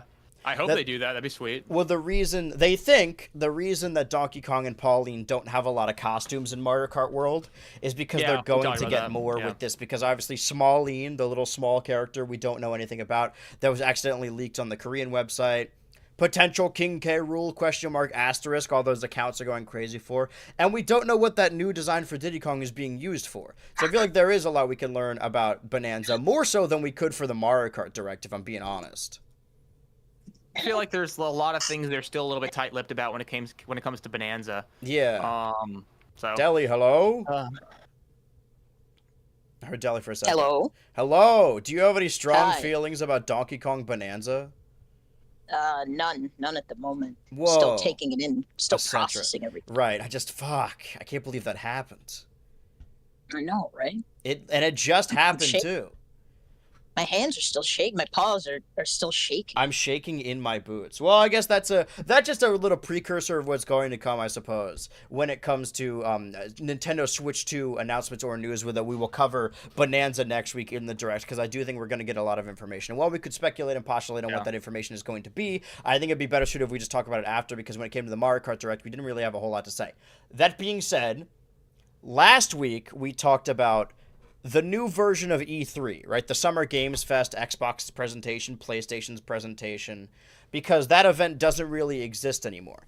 And I remember, as a young lad, a young little tuber watching all these YouTubers, like Switchy and his plush videos back in the day, that there would be two major events to cover or worth covering in the summer, and they would be E3 and Comic-Con. And I remember there was a period of time where I would legitimately watch all of the Comic-Con panels when it came to cartoons I liked, even if a lot of them were colossally boring or really hard to watch. And I think Comic-Con is still in fact happening, but it seems like we've gotten a lot of basically a direct's worth information when it comes to cartoons over the last week between previous streams. Now, Della, have you heard about any of this? Any of I mean, I guess so. By transitive property, I've heard of some of it at least. Oh, through osmosis, yes. Well, because I think there were a number of announcements that just happened individually on their own by like larger companies. Like I think I'm pretty sure Amazon Prime just announced 2 shows coming to their network, and that was the Steven Universe spinoff Lars of the Stars, and I think the new Panty and Stocking, which I don't know nearly as much about as I do know about Steven. And I feel like that's kind of my Donkey Kong bonanza. I haven't quite let it settle in yet that there is going to be more Steven Universe. I think because I thought it was a foregone conclusion, but I fucking loved that show as a kid, and I forgot how much I loved it. Honestly, they're doing a Malcolm in the Middle reboot as well, but Dewey's not coming back. They Aren't there are, a lot yeah, of people not coming back that's for a while that? ago. I wouldn't be surprised. I know Frankie's coming back. I assume the actress for Lois is coming back. From Family Guy, of course. I think they're all back except Dewey. Yeah. He's at college in the series. I haven't finished all of Malcolm in the Middle. I've watched a decent amount of it. Again, it's like one of the shows you would just fall asleep on the couch watching. I don't think I watched it from front to back. But I do know how it ends. And I think it's one of those shows that has an ending that, like, if you follow up with it with Malcolm as an adult, I feel like it sort of sours that idea a little bit. Do you guys have the same stance on this?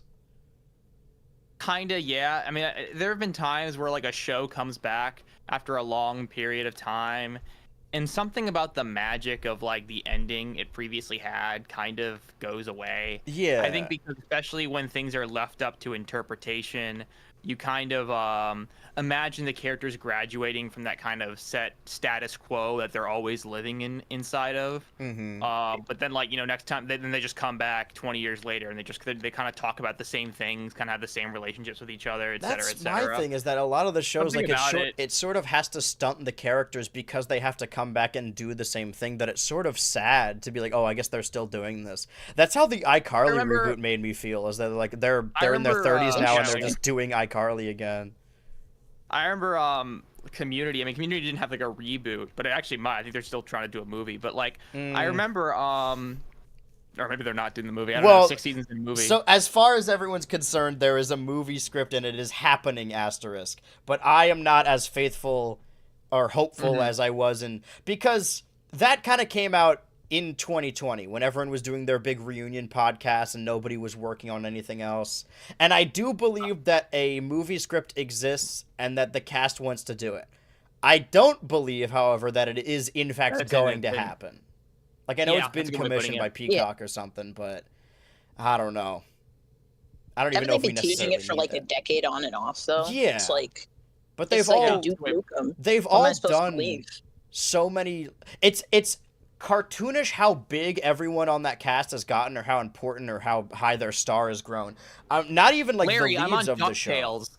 Yeah, well, I mean, listen, that has more cultural relevance. I don't know, but Cachet. Alison Brie has her own A24 films with her husband Gillian Jacobs on The Bear, and now she's got her own like Invincible spin-off show.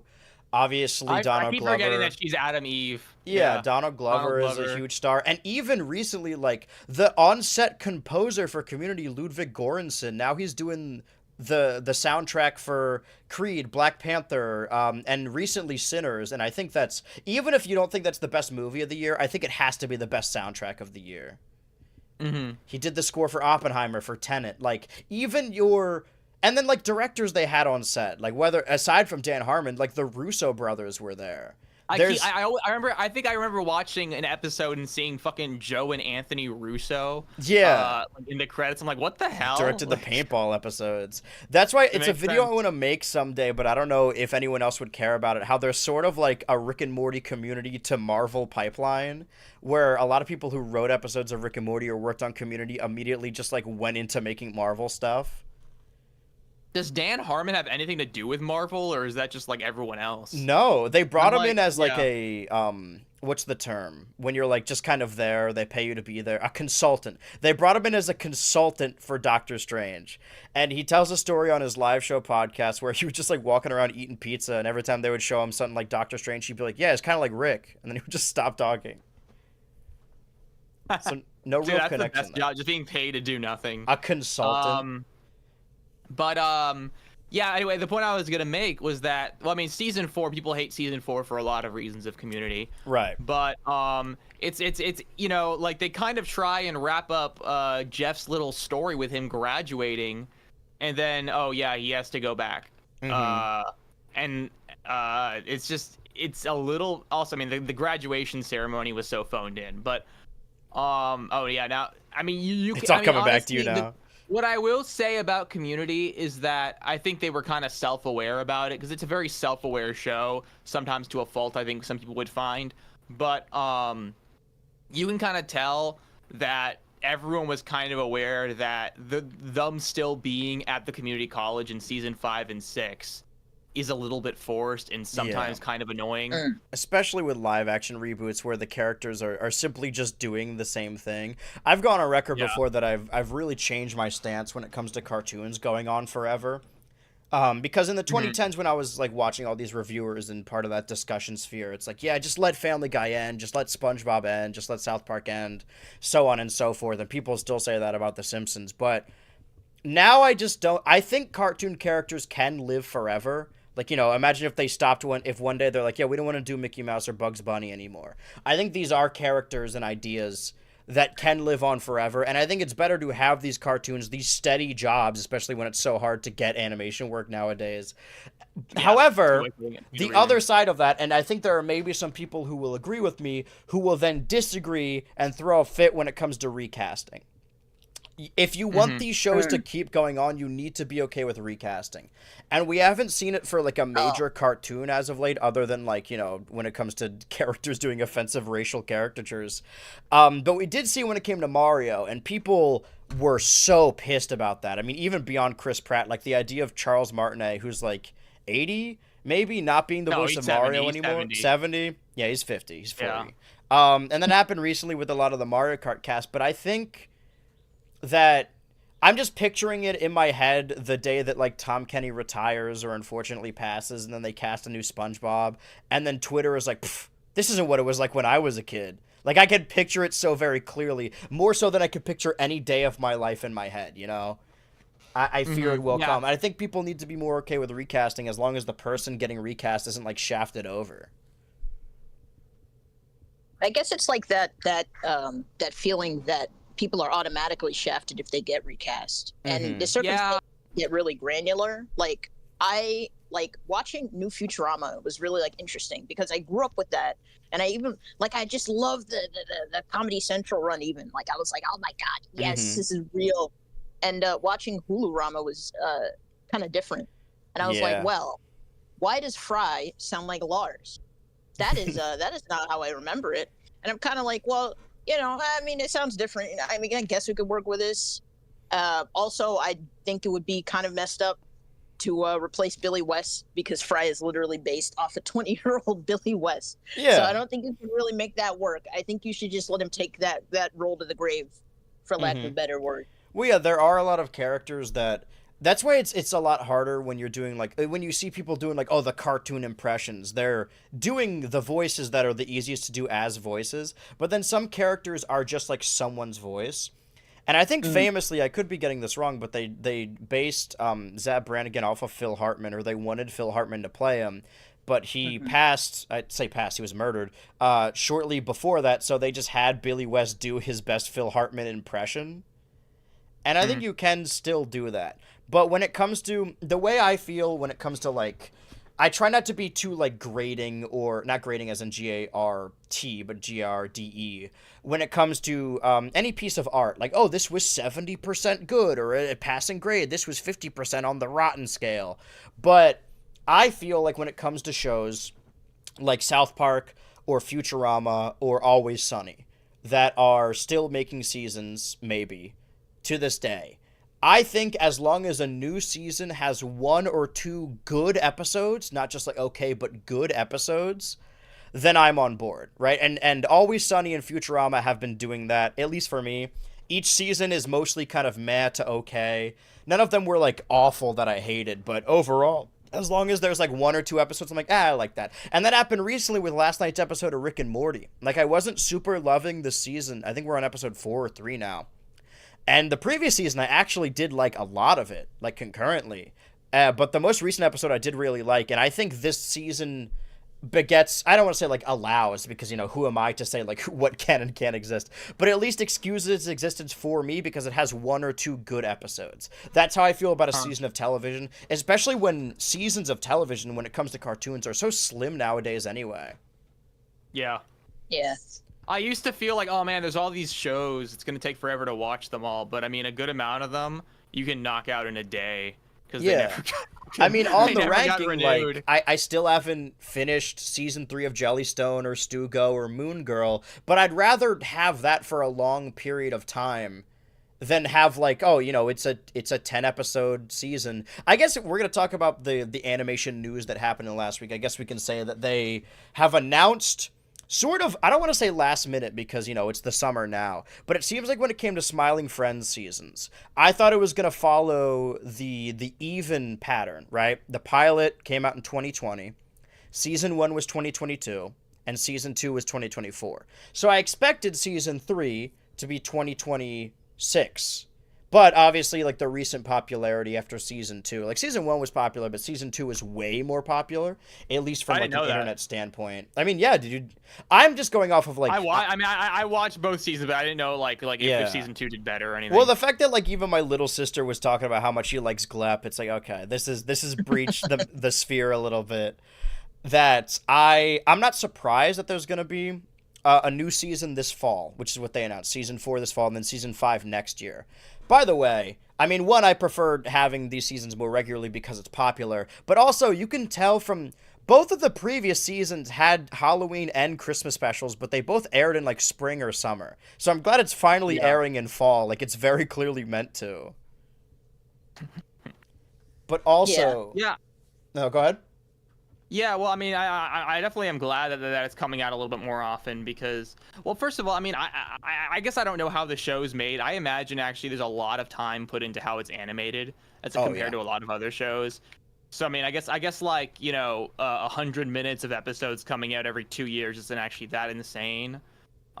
With the kind of, you know, I mean, yeah, because they're definitely very methodical to how they animate the show. Yeah. But I feel like, you know, having a yearly season for a while would be a lot, just as like, oh, there's more Smiling Friends to go around. And I think that they could we are not going to have to worry about a Smiling Friends shortage, at least for a long time. I guess that's where like I don't want to say argument comes in, but rather the disagreement. And Deli knows a lot more about the quote industry than us. That the idea of like, are there less episodes because it's difficult to make a lot of episodes, or are there just less episodes because they aren't commissioning as much episodes? Like, when you see a 10-season episode, do you think like, oh, they could only make 10, or do you think like, well, they're only allowed to make 10? Like, they can only make as much as they are commissioned. Del, do you know anything about this? Like, is this a disagreement amongst audiences? I don't think so. I mean, it's been the consistent stance of Zach and Mike that they do not want to, like, I guess, oversaturate the market with more Smiling Friends. Mm-hmm. So, and they've only been doing like 8-episode, 10-episode things. Yeah, anyway. that's like throughout, like Koala Man and YOLO, which just ended. Yes. When it really didn't have to, by the way. It could have gone on for a little bit longer. I would have appreciated that.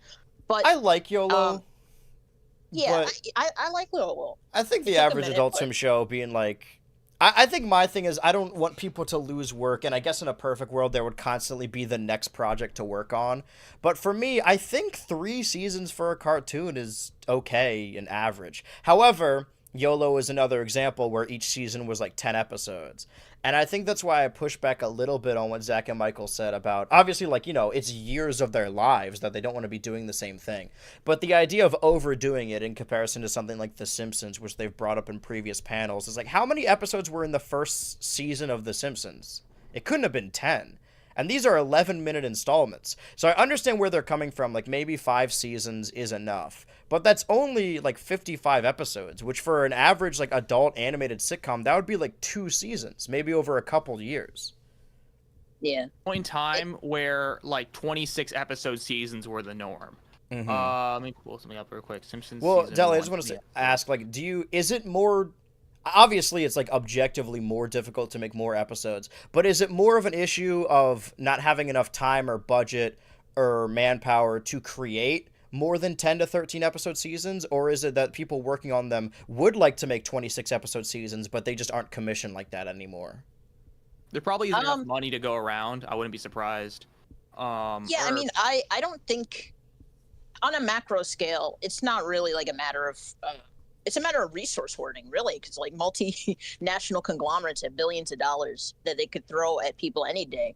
But right now, the market is just like scarcity, because there was just a bunch of stuff that happened the last 5 years, and now they don't want to do, like, we're already in like reboot hell throughout like the 2010s at points, but now it's everything, like, the state of things is going to shift at some point. We just don't know where, and that's where it gets the most scary.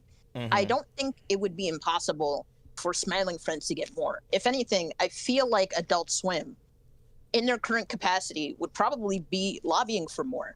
But I mean, we don't really know what that's like unless one of the two guys like opines on it more. But I mean, do they have the resources? I don't know. I mean, Warner Bros. Discovery is kind of fucked up right now. I'm not even gonna. I feel like we've been saying this for like 4 years now. Yeah, I mean, it's the most. Sky is blue, grass is green. WBD is in a bind once again. Could they make more? Yeah, of course. Do they want to make more? I'm sure they do. Will they? Probably not. I just mean, but like, I would love to be wrong. Yeah, if I'm publicly being like, I think there should be 26 episode seasons, does that come across as me being like, I don't want these, go back to work, animators, I don't want them to see their families? Or is that like an average for most people that they're like, yeah, I would like to work more? Question. I think people want more, generally. But I mean, just attitudes have, I don't want to sound like some market analyst, because I'm really not. But, right. The attitudes have changed. I think streaming had its time in the sun, and I think the bubble might pop within the next decade or so, if that truly is like on the cards. Because I do think people they kind of understand what they lost with cable. And they're like, oh, okay, you know what? Maybe we could have, because New Phineas and Ferb is was that just like 20 half hours, basically like a season. And they dropped 10 of them last week on Disney Plus, and like the night before the drop, everybody I talked to that kind of like knew some about it were kind of confused. They're like, wait a minute, I thought this was airing weekly. And I'm like, but it is, but they're gonna drop the first 10 now, like on streaming, and then over the next few weeks they're gonna air 2 of them at a time on Disney Channel. And they're like, well, what? That doesn't hilarious. It's like okay, wow. So I guess I'm really not going to watch this on cable then. Like, yeah, yeah. I do kind of prefer that though, because like obviously if anyone's been watching the stuff along with me, I've wanted to watch Wild Pack, but I think it's one of those situations where they just added Rock Paper Scissors, the likes of Rock Paper Scissors, to Paramount because the season 1 finished airing like late last year, I believe. You have to wait for the entire series to finish airing before it comes out on streaming. Ideally, in a perfect world, they would just release them weekly on streaming as well. And that's why the only reason I use the Disney Now app on my computer is just to watch like Stugo and Moon Girl and Chibiverse when they come out, even though they already have a streaming service for that. And I feel like it wouldn't be that difficult or like cause them any man hours, because something like, again, not to praise Warner Media because we've seen where that goes, but shows that air on Adult Swim will just be on Max the next day. I don't see why other streamers, I mean, maybe they will do it with Phineas, or they could have done it with Phineas and the other cartoons they don't care as much about, but I thought it was really annoying that whenever there was a Nickelodeon or Disney show that you have to wait for the season to finish airing before you even think about putting it on streaming. Yeah, that's definitely annoying. I'm kind of glad that that's kind of becoming a thing of the past. For some of them, because, it is. Yeah. I know for some of the Disney stuff, they batch it. So, like, I think Hamster and Gretel will split up a little bit. Primo's was and, like, too. Molly McGee. Like they Yeah. weren't necessarily like full season. Right, Primos, yeah. So it's not like impossible, but it is kind of like it's like, well, you got this one show from 2007 that specifically did well in part because you kind of piecemealed it out and you kind of knew how to like feed it to the masses. And now you're kind of just giving it to them all at once. And it's a very bingeable show, but it's like, well, don't you think you want this to last as long as possible? Yeah. It seems like a bit of a waste. Well, do you think this is a Clone High situation, or do you think this is legitimately the show's second life? Because you're a special guest here on the Switch to Ultra podcast, but you're also the Phineas and Ferb guy, if you don't mind me saying. I mean, I know everything and yet nothing. Dan Povenmire can rewrite the whole universe in one tweet, so really, 20 years worth of following the show doesn't mean shit. Right. in reality. What was the question? Oh, do you think this is a second life for the show, or do you think this is going to be like 1 or 2 reboot seasons? Like, do you think there's a possibility that this runs just as long as the original incarnation? In Question. like years or like production cycles? I'll say 'Cause I guess my seasons, I answer- guess. Seasons? Yeah. I think it'll be longer. Interesting. I- Well, because the seasons Wow, are okay. shorter? Question mark? No, I Okay. mean, I think I give Disney a lot of credit because Nickelodeon has kind of been out of like original animation for a while. Outside of preschool, they just don't really give it that much attention. And Cartoon Network, I mean, we already know what happened with them. We Yeah. don't really need to get into it today. We definitely but will. Disney, I'm sure it'll be a long podcast, but Disney has been trucking for a long time, just pumping out originals that didn't make, for all intents and purposes. Okay, I do have to give them some points for keeping Primos around. They fumbled it. Okay, they absolutely fumbled the bag Mhm. on the rollout because all they needed to do was release the first episode, and I think that would have changed the dynamic. But still, they didn't need to consider a second season at all. And the fact that they did that is craziness. Mhm. But this is a new Primos. age. All I This is a really, new area. I hardly know her. all I really. Ripping pepperonis, ripping Primos, ripping Primos. Switchy, what have you heard about Primos? I guarantee I know what you've Well, heard, but go ahead. Oh, I remember like when it was first being shown off, people were like making jokes about about like Hispanic representation. Mhm. I don't know if it was jokes. I mean, maybe it was, but I think a lot of people took it very seriously. Oh yeah. I mean, I thought what I thought was like, yeah, this show looks kind of ugly. I mean, I'll be totally honest with you. I don't think I wasn't too keen on the art style, but I think honestly I'm kind of picky with animation art styles in general. But I didn't think much of it, and just because of the kind of negative response I'd seen, yeah, I assumed it'd be gone after the first season, to be honest. I think I really love Primos, but I think that for me, I don't mind a show being ugly because then at least it stands out, but I don't like when a show kind of looks like a generic art style that could belong to anything else, and that's why I was so shocked by how much I love Royal Crackers. And if I have to be the Royal Crackers guy, I will. Every other person that has a platform on the internet, I beg everyone to watch Royal Crackers. I tell everyone to. I love that show because I have to, but also it's just a show I really like. That, like, if you showed it to me, I mean, when they did show it to me on the Adult Swim April Fool's broadcast, I think in 23 or maybe 22, it didn't look like anything interesting to me. And Adult Swim was kind of in a lull period at the time anyway, that I'm like, this just looks like the generic adult animated sitcom you see on FX or Comedy Central. I think it's a lot better than that, but I do think the art style doesn't really do it any favors by looking very generic. And I think I would rather something be quote-unquote ugly than look like everything else. Like, I don't even necessarily like Oh My God Yes, but I'm glad that a show like that exists currently. And I hope that also gets a second season. I think 2 seasons is the baseline. It's a good egg. It deserves more. I'm excited to see where it goes. Maybe it'll win me over at some point. But I think there's discussion to be had there. I mean, I believe that there's a lot of shows nowadays that don't really have time to find their footing because if they're not immediately hits by season 1, it just can't, and I don't think that's fair. However, I do think that there are cartoons that had very long seasons, like 2 to 3 seasons, that each had like 26 episodes. I think for the average cartoon, that's decent. And again, I don't want to advocate for shows getting canceled and for people losing their jobs. But when I hear something about like YOLO ending, maybe getting canceled isn't the correct term, but like ending, I love YOLO. I really like that show, but it doesn't bother me as much because I at least, maybe I'm too optimistic, but I at least have faith that like Adult Swim is going to continue making shows. And that's a lot of the announcements we have here today, or like in the last week.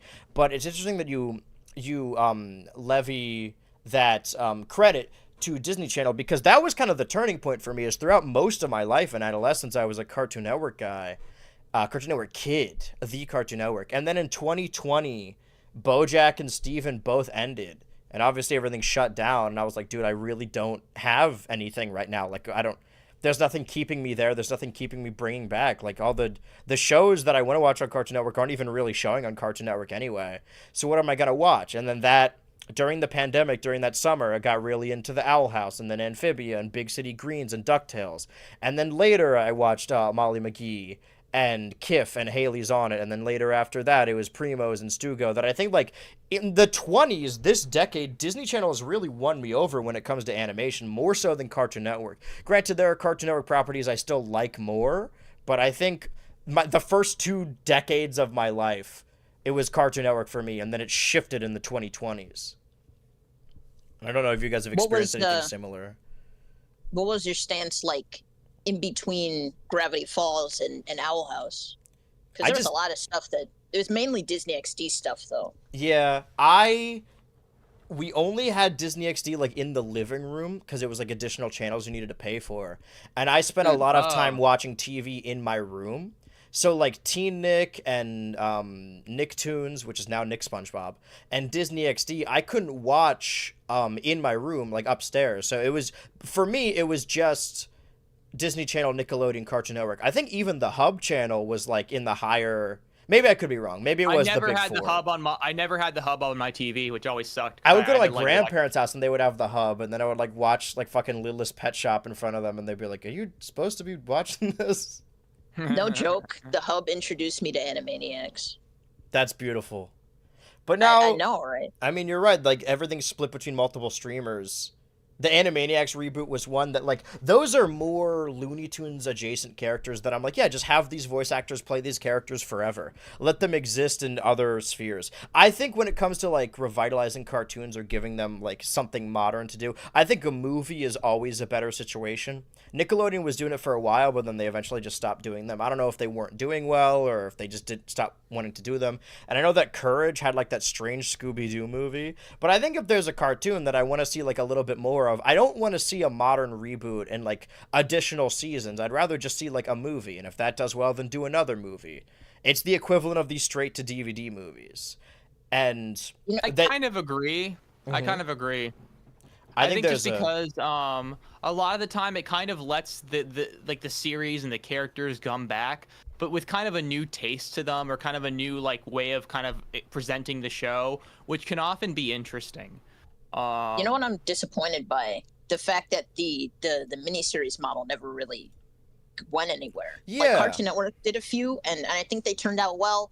I will always love Long Live the Royals. But it's like they didn't, for streaming, it seems like that would be the optimal way to present a lot of these without running out the clock. And it's like nobody ever did anything. Like, if you're going to ask me whether I want several more seasons of this show that had 200 episodes, or if I want, like, a mini-series that's a bit more granular, maybe focuses on something I haven't seen before, all day, every day. Well, because, I mean, accidentally like, or otherwise, every series is sort of a mini-series now. That there are 10-episode seasons that just don't get any more seasons.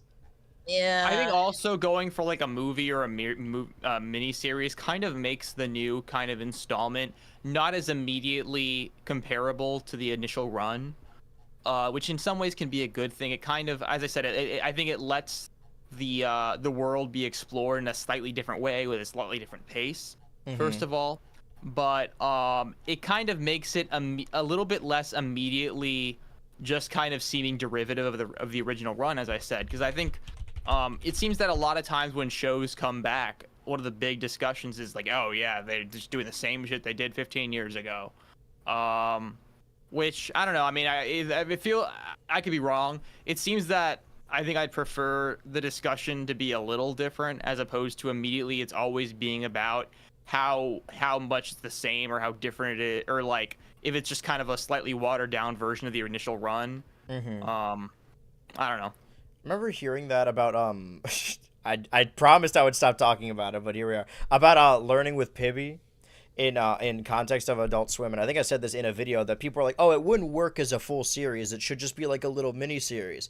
And my response to that was always like, "Well, an average season of a cartoon nowadays, especially on Adult Swim, is like 10, 11-minute segments. Like, that's basically already a mini-series. Like, I don't know how it would get more mini than that. Granted, I don't think Pibby would work anyway, but I think it's weird what they did with it in general, but that's where we stand on that. I was a little more optimistic late last year when I made my Adult Swim is Bright video when it came to Adult Swim and animation. And I do still feel that way.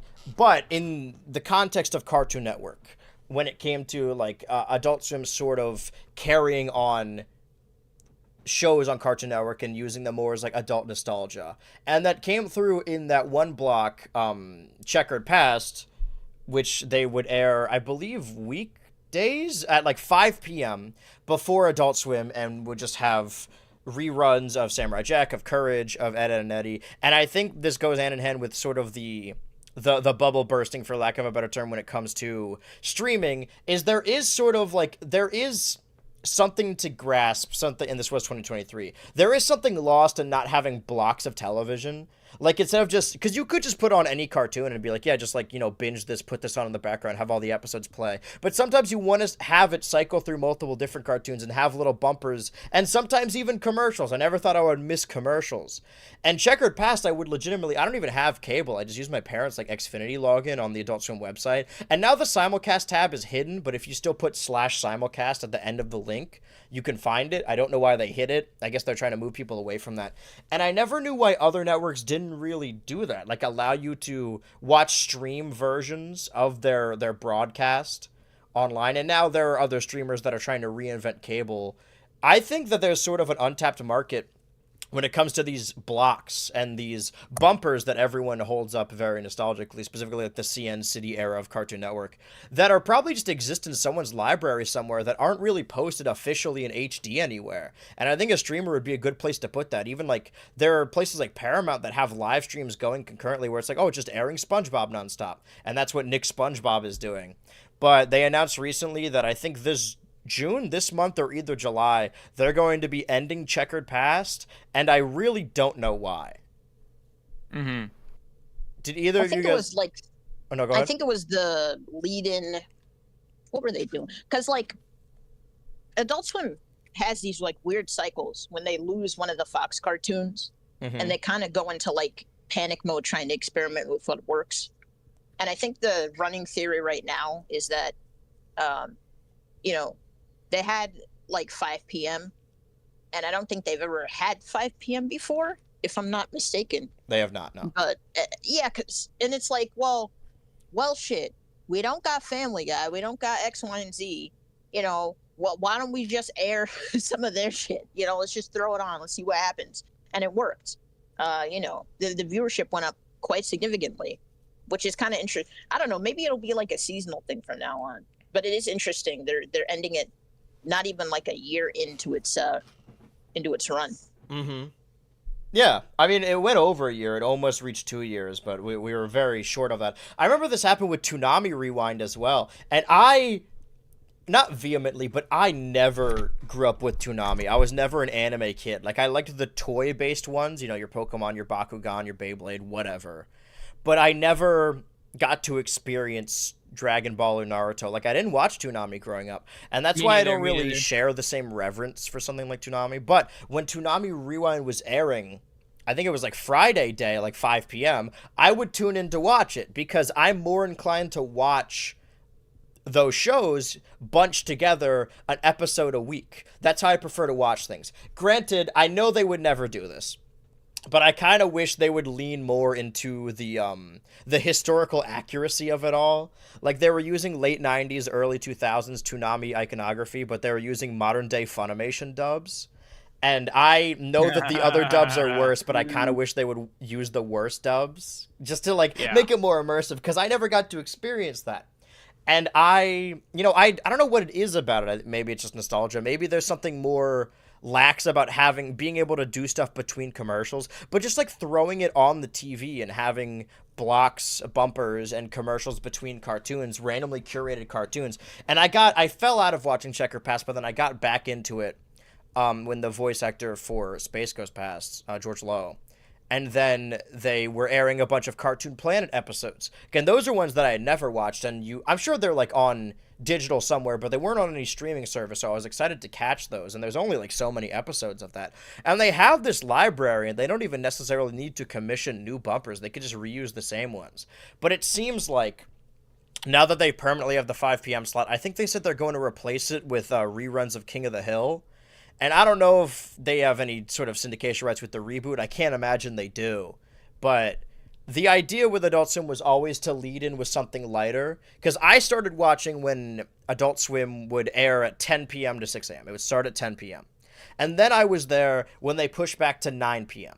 And when they pushed back to 9 p.m., they would do 2 hours of King of the Hill. Because while that is an adult animated show, it is... It's not like excessively vulgar. Right. It's not starting with Family Guy. Because when I was watching as a kid, it would go Family Guy, American Dad, Robot Chicken, Aqua Teen. And those are all very vulgar and offensive shows. And then when they got 8 p.m., they started rolling out Bob's Burgers reruns. And that one is very soft. And I love Bob's Burgers, but that's the least edgy of the Fox group. You're unlocking memories for me right now. Of watching Bob's Burgers at 8 p.m. I didn't watch Bob's Burgers, but I remember like seeing my TV and it saying Bob's Burgers was coming up. Yeah, I think I said this, that like I Pavloved myself to hate the X and Y anime of Pokemon, because I would leave my TV on Cartoon Network, I would fall asleep watching Adult Swim, and then my alarm would wake me up and get me ready for the high school, which I hated my alarm, I hated waking up, I hated high school, and I would wake up in a groggy state and look at my TV and Pokemon XYZ anime would be airing, and I would see Ash and Serena, and I'd be like, oh, I fucking hate this. Even though the show's probably fine, I conditioned myself to hate the sight of it, because whenever I see it, it makes me think about waking up for high school.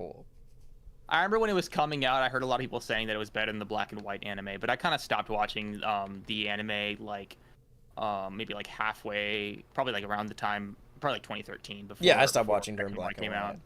I remember getting back into it around black and white, but I definitely like locked in when X and Y came on. I've heard it's like really good.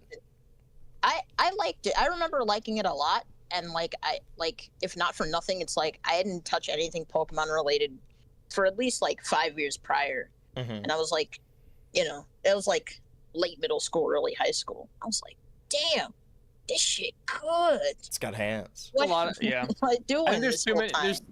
There's too many things about the Pokemon anime that I think I find kind of annoying. I tried to watch the first, try to watch every single episode back in 6th grade, and I think I made it maybe like 250 episodes in, maybe 150. I kind of stopped halfway through Johto because there was like one time I was trying to watch an episode, I just kept falling asleep. You get 60 hours into the show and you're like, I don't know about this. Yeah, right. Dude, I just kind of fell out of the habit. In the era when like they were just posting anime in 3-part increments on YouTube, early days of YouTube, they didn't have Pokemon anime on YouTube, so I would watch the Kanto League. I watched the Advanced Saga on Google Video before Google bought YouTube, when it was just Google Video. I would go to Google Video because that's where they had Pokemon. They not had Pokemon episodes like how streaming services have Pokemon episodes. Like somebody posted uploads. Yeah. Dude, there were sometimes you can find a video that would get blocked on YouTube on Daily Motion, and that would come in so clutch. I'm gonna make my Daily Motion account now. But yeah, like the nostalgic vibe of it. I like the legally distinct N64. When they ended Toonami Rewind, I wasn't watching weekly anyway, but I was still kind of bummed that it didn't exist anymore. And now the same thing's happening with Checkered Past. And again, granted, I kind of stopped watching Checkered Past because I would end stream around the time and I had to get to work. But I think maybe like the next couple weekdays, I'll just put it on the background because it is one of those situations that you're only upset when it's gone. And I am upset when it's gone. Yeah. But it's like, I streamed Multiverses a week or so back because they were shutting it down. And if they weren't shutting it down, I probably wouldn't have been streaming it. But still, I'm upset that it was shutting down. Yeah. But I think this is not a pervasive problem, but that was like my stance, is that while Adult Swim is sort of the last bastion for experimental adult animation or just animation in general, like letting creators make new shows. I mean, they announced recently there's going forward with like 2 Gendy projects, right? They have one called, what is it called? Something Safari. Let me look, but not on the screen. It is Heist Safari. They have Heist Safari, and then they're doing a 3rd season of Primal, which I didn't even know. If you would ask me prior to this, I just thought like, oh yeah, Primal ended. And I watched season 1 and 2. Like, I thought it got an ending. But I guess we're just doing more Primal. And that's fine. It did, but it was open-ended enough where it was like, I don't, it's like, this isn't like a nice end. Like, I'm all right with it ending here, but I really don't see it. There's no way they're leaving it. And they really like clockwork. Love Gendy. This is like in the span of 5 years, like his 3rd animated project with them, and that's not even accounting for Samurai Jack coming back. And he is literally responsible for like I think the only original content coming out of that whole like between Cartoon Network, between I think like Warner Bros. Animation. I don't think they have anything original coming out. Well, Adult Swim other than Adult Swim. Yeah, well, that's what I'm saying is like that's so. Although it kind of took Cartoon Network dying for them to just level all of this stuff into one basket. But I'm pretty sure I don't know a whole lot about the behind the scenes going on. But I heard this recently because of the rumblings of the Megas XLR reboot. That apparently, if you don't know, and I might be paraphrasing, I could be off about this. Feel free to correct me. Megas XLR was written off as it was a tax write-off, which, if I understand correctly, you could just sort of not file for bankruptcy, but just chart a show or any property up to a loss and recoup the benefits that you would have gotten from it. But because of that, you're sort of put in like cartoon debt where you can't use the rights to that show or use it for anything until you pay back the amount. And it sounds like the co-creator of Megas XLR recently, in like a YouTube comment, so take this with a grain of salt, although it is from the horse's mouth, said that they made their money back in like restreaming or DVD sales or digital sales or whatever, and were in talks to bring back Megas XLR. But then it just, if you could believe it, it folded during the merger of Warner Bros. And Discovery, which seemed to be unmerging soon anyway, and they're also renaming Max back to HBO Max. So it seems like we learned nothing. Oh, they are? Yeah. That makes me happy. Deli, did you hear anything about this? I want to make sure I'm not getting anything like super wrong. Yeah, I think the co-creators said that they were actually greenlit for a reboot. Not like they got past development and they were given the go ahead, but the merger kind of put a stop to that. Yeah, I mean, I made a video about this, that all the shows that were sort of affected by the merger, even something like OKKO, that was probably going to be a streaming exclusive, but then was kind of chopped up later. That entire era of cartoons, specifically for Cartoon Network, but what I heard, whether it be memes or jokes or whatever, was probably a DeMarco decision, because he was in charge of the Adult Swim division at the time. I'm not sure. Do you know anything about this, Deli? Adult Swim has generally been his wheelhouse, so. Yeah. And he worked on early stages of Toonami and loved the action cartoons. So you can imagine he probably just had a soft spot for Megas XLR as well. But when the reshuffling happened and it was sort of out of his hands, like, you can imagine why... I mean, I don't want to say imagine why. Like, yeah, I could understand why an executive would pass on this, because I don't agree with that at all. Even though I've never seen the show. I just rather more cartoons exist either way. But there was a lot of that. I still don't watch, like, modern Toonami, but it's sad to see something like Checkered Past and Toonami Rewind go. But it seems like a lot of what Cartoon Network exists as, although Adult Swim is gearing towards the future. Granted, I'm going to keep correcting myself, that I've been talking about the new season of Rick and Morty, but they also recently announced that they have greenlit even more seasons. So back after season 3, I think they commissioned like 90 more episodes, or maybe 70 more episodes.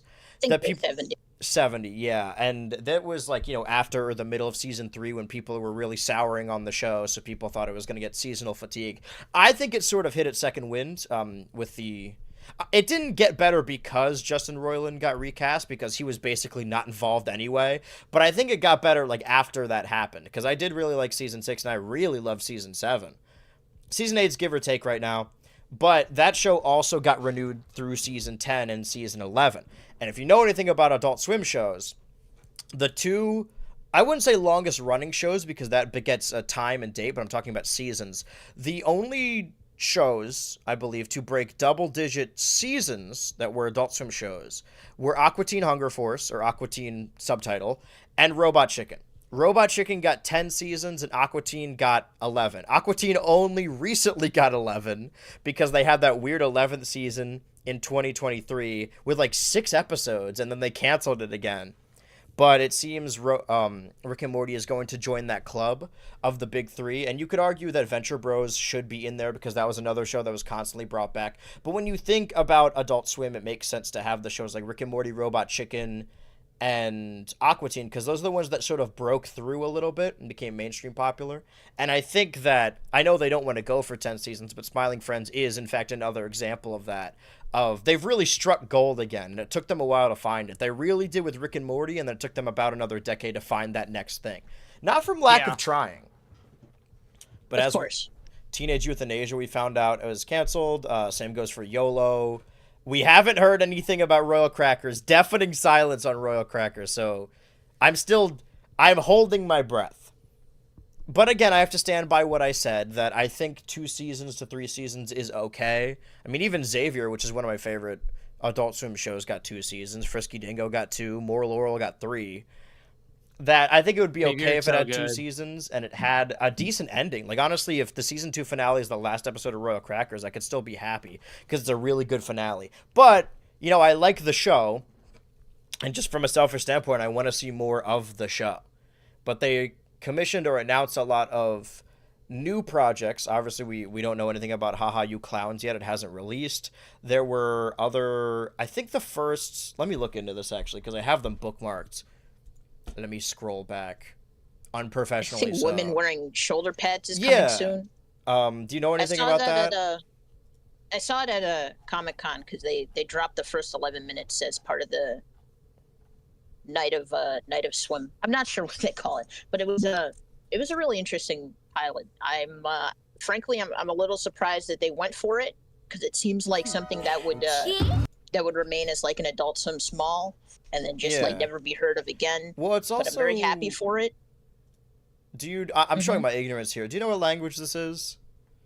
It's Spanish. This is Spanish. Yes, and it's fully in Spanish. Like, they're just going to utilize subtitles. Yeah. I think it's interesting because they've done a lot of, obvious. I was about to say Japanese anime, but that's sort of not an oxymoron, but kind of like, I don't need to say both terms. But when it comes to foreign cartoons, it seems like it is mostly just like anime. So I am more excited for something like this. One, because of the art style. I think it looks fantastic, but also just because it's a Spanish series, and we haven't seen a lot of that. There's a lot of new ideas. I prefer this, right? I prefer them just having a lot of people that work at Adult Swim, and then they pitch a show and they go for about 2 or 3 seasons, and then they move on to the next thing. And when we hear about like, them wanting to end Smiling Friends or YOLO being canceled, I still believe that Michael's going to be around.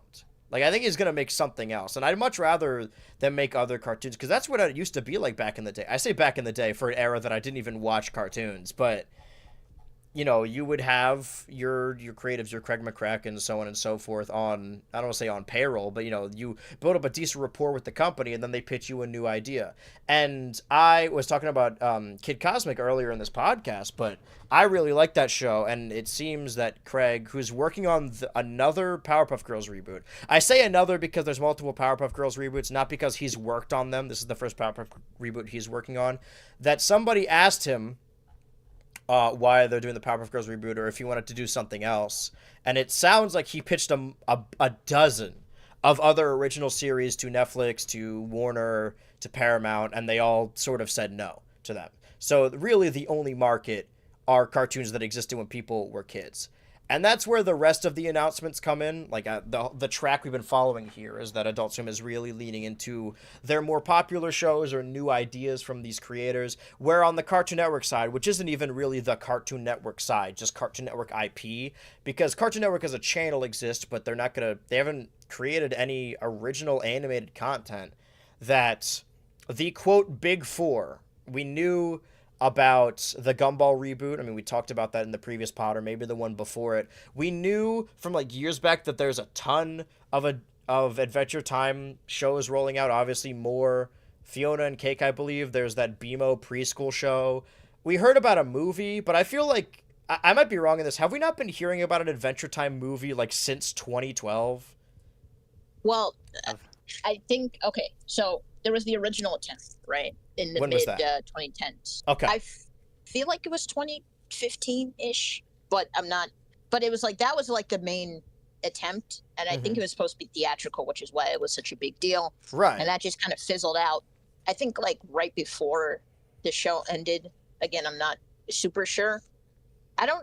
I didn't recall hearing about like another movie. If they're making it, then I would imagine it's going to streaming. Yeah, I don't think even. it's just an What HBO Max what would be movie. going to theatrical at this rate? That's animated, other than maybe SpongeBob. Even that's like. That's why I Not was really. so excited about Teen Titans Go to the Movies. I don't even like that show, but I remember Talk like about one, it was a 2D animated movie, which we don't get a lot of and didn't still. Yeah.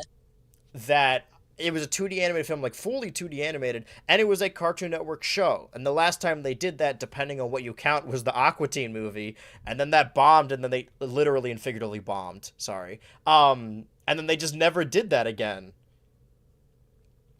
And I Yeah, I mean, Mhm. most people, the Powerpuff, like I think spiritually, at least, like the Powerpuff Girls one, it's like if that one succeeded, it definitely would have, because I think they were planning like something for Johnny Bravo too, or like Mhm. something along those, like they had plans, and I like that one in particular. Like if Aqua Teen succeeded, that would be an anomaly, but Yeah. and it would be That well movie earned. was kind of purposefully bad. Yeah, There was well, also a Tim and Eric movie. It was, but I mean, I still enjoy it more than Plantasm. I'm gonna be so real. I do I- too. I'm glad yeah. you said that. But like, it's like Powerpuff was the one that they had everything riding on, and I wouldn't necessarily like. It's like Aqua Teen was the last one, but it's kind of like I'm not sure what would it maybe more Venture Bros sooner. That would have been cool. I don't Like a theatrical film. maybe. Well, That maybe would've been great. at least like a short. At least like a short. I think that's reasonable. I think there But should be Adventure Time- more theatrical films for cartoons. I mean, why not? People are I really mean, going I to the would- movies anyway. I mean, that would be cool. It's like, I kind of joke, like, privately, like, sometimes, like, if Teacher's Pet didn't flop like a fish, we could have had 6 Phineas and Ferb movies. We could have had the theatrical hybrid shit. We could have had everything. We could have been living beautifully. We could have had a trilogy with hookers and blackjack. It could have been great. Mm-hmm. It would have been great. until Overarching they- story where they age between movies. we could have had Beautiful Phineas stuff. versus Ferb by now. You're not thinking of the bigger picture Pitting here. brother against brother. It is. Yeah, but Adventure Brother. Time, because Adventure Time was the previous, like, oh my god, this is such a huge thing, like a huge cultural moment where a cartoon really grabbed people. And, I just mentioned the term the Big Four. People talk about Regular Show and Gumball and Steven Universe, and those are all big. I'd argue Regular Show is probably more like nostalgia big compared to the other ones, although bigger and Oh, closer okay. in scope to Adventure Time. Adventure Time is a whole different ball game. Like, that was basically like maybe this is exaggeration, the SpongeBob of its time. And No, it's not an exaggeration. That's Yes. on point. SpongeBob Yeah. got 3 seasons and then a movie and then of course kept going, but that used to be the pipeline. Like that's what you would expect. If your show gets popular enough, you get a theatrical film. And that would have been nice. I do, and I'll talk about this later in the year, but I really love Sponge Out of Water. I believe that's the second film. I just think it had really poor marketing that led people to believe it was some kind of CG superhero movie when really that's only the last 10 minutes of the movie. It's mostly a 2D animated musical, but I digress. Mhm. There are additional projects. There is a Steven Universe Do you spin-off. like it? No, go ahead. I was just gonna ask, like, did you like it more than the third one? Oh, yeah, of course. Yeah. I on occasion like it more than the first one sometimes. Mm. Well, Okay, well, that's I not. don't That's know not. about That's that, not but- like. That's not. SpongeBob is an ensemble cast, and the second movie utilizes that cast. What does the ensemble cast do in the first one? Sandy's got her 2 lines. That's pretty much it. Put a second bucket over Sandy's head. I don't give a fuck. Dude, what the Yeah, hell? why not? Why is Pearl not in the movie?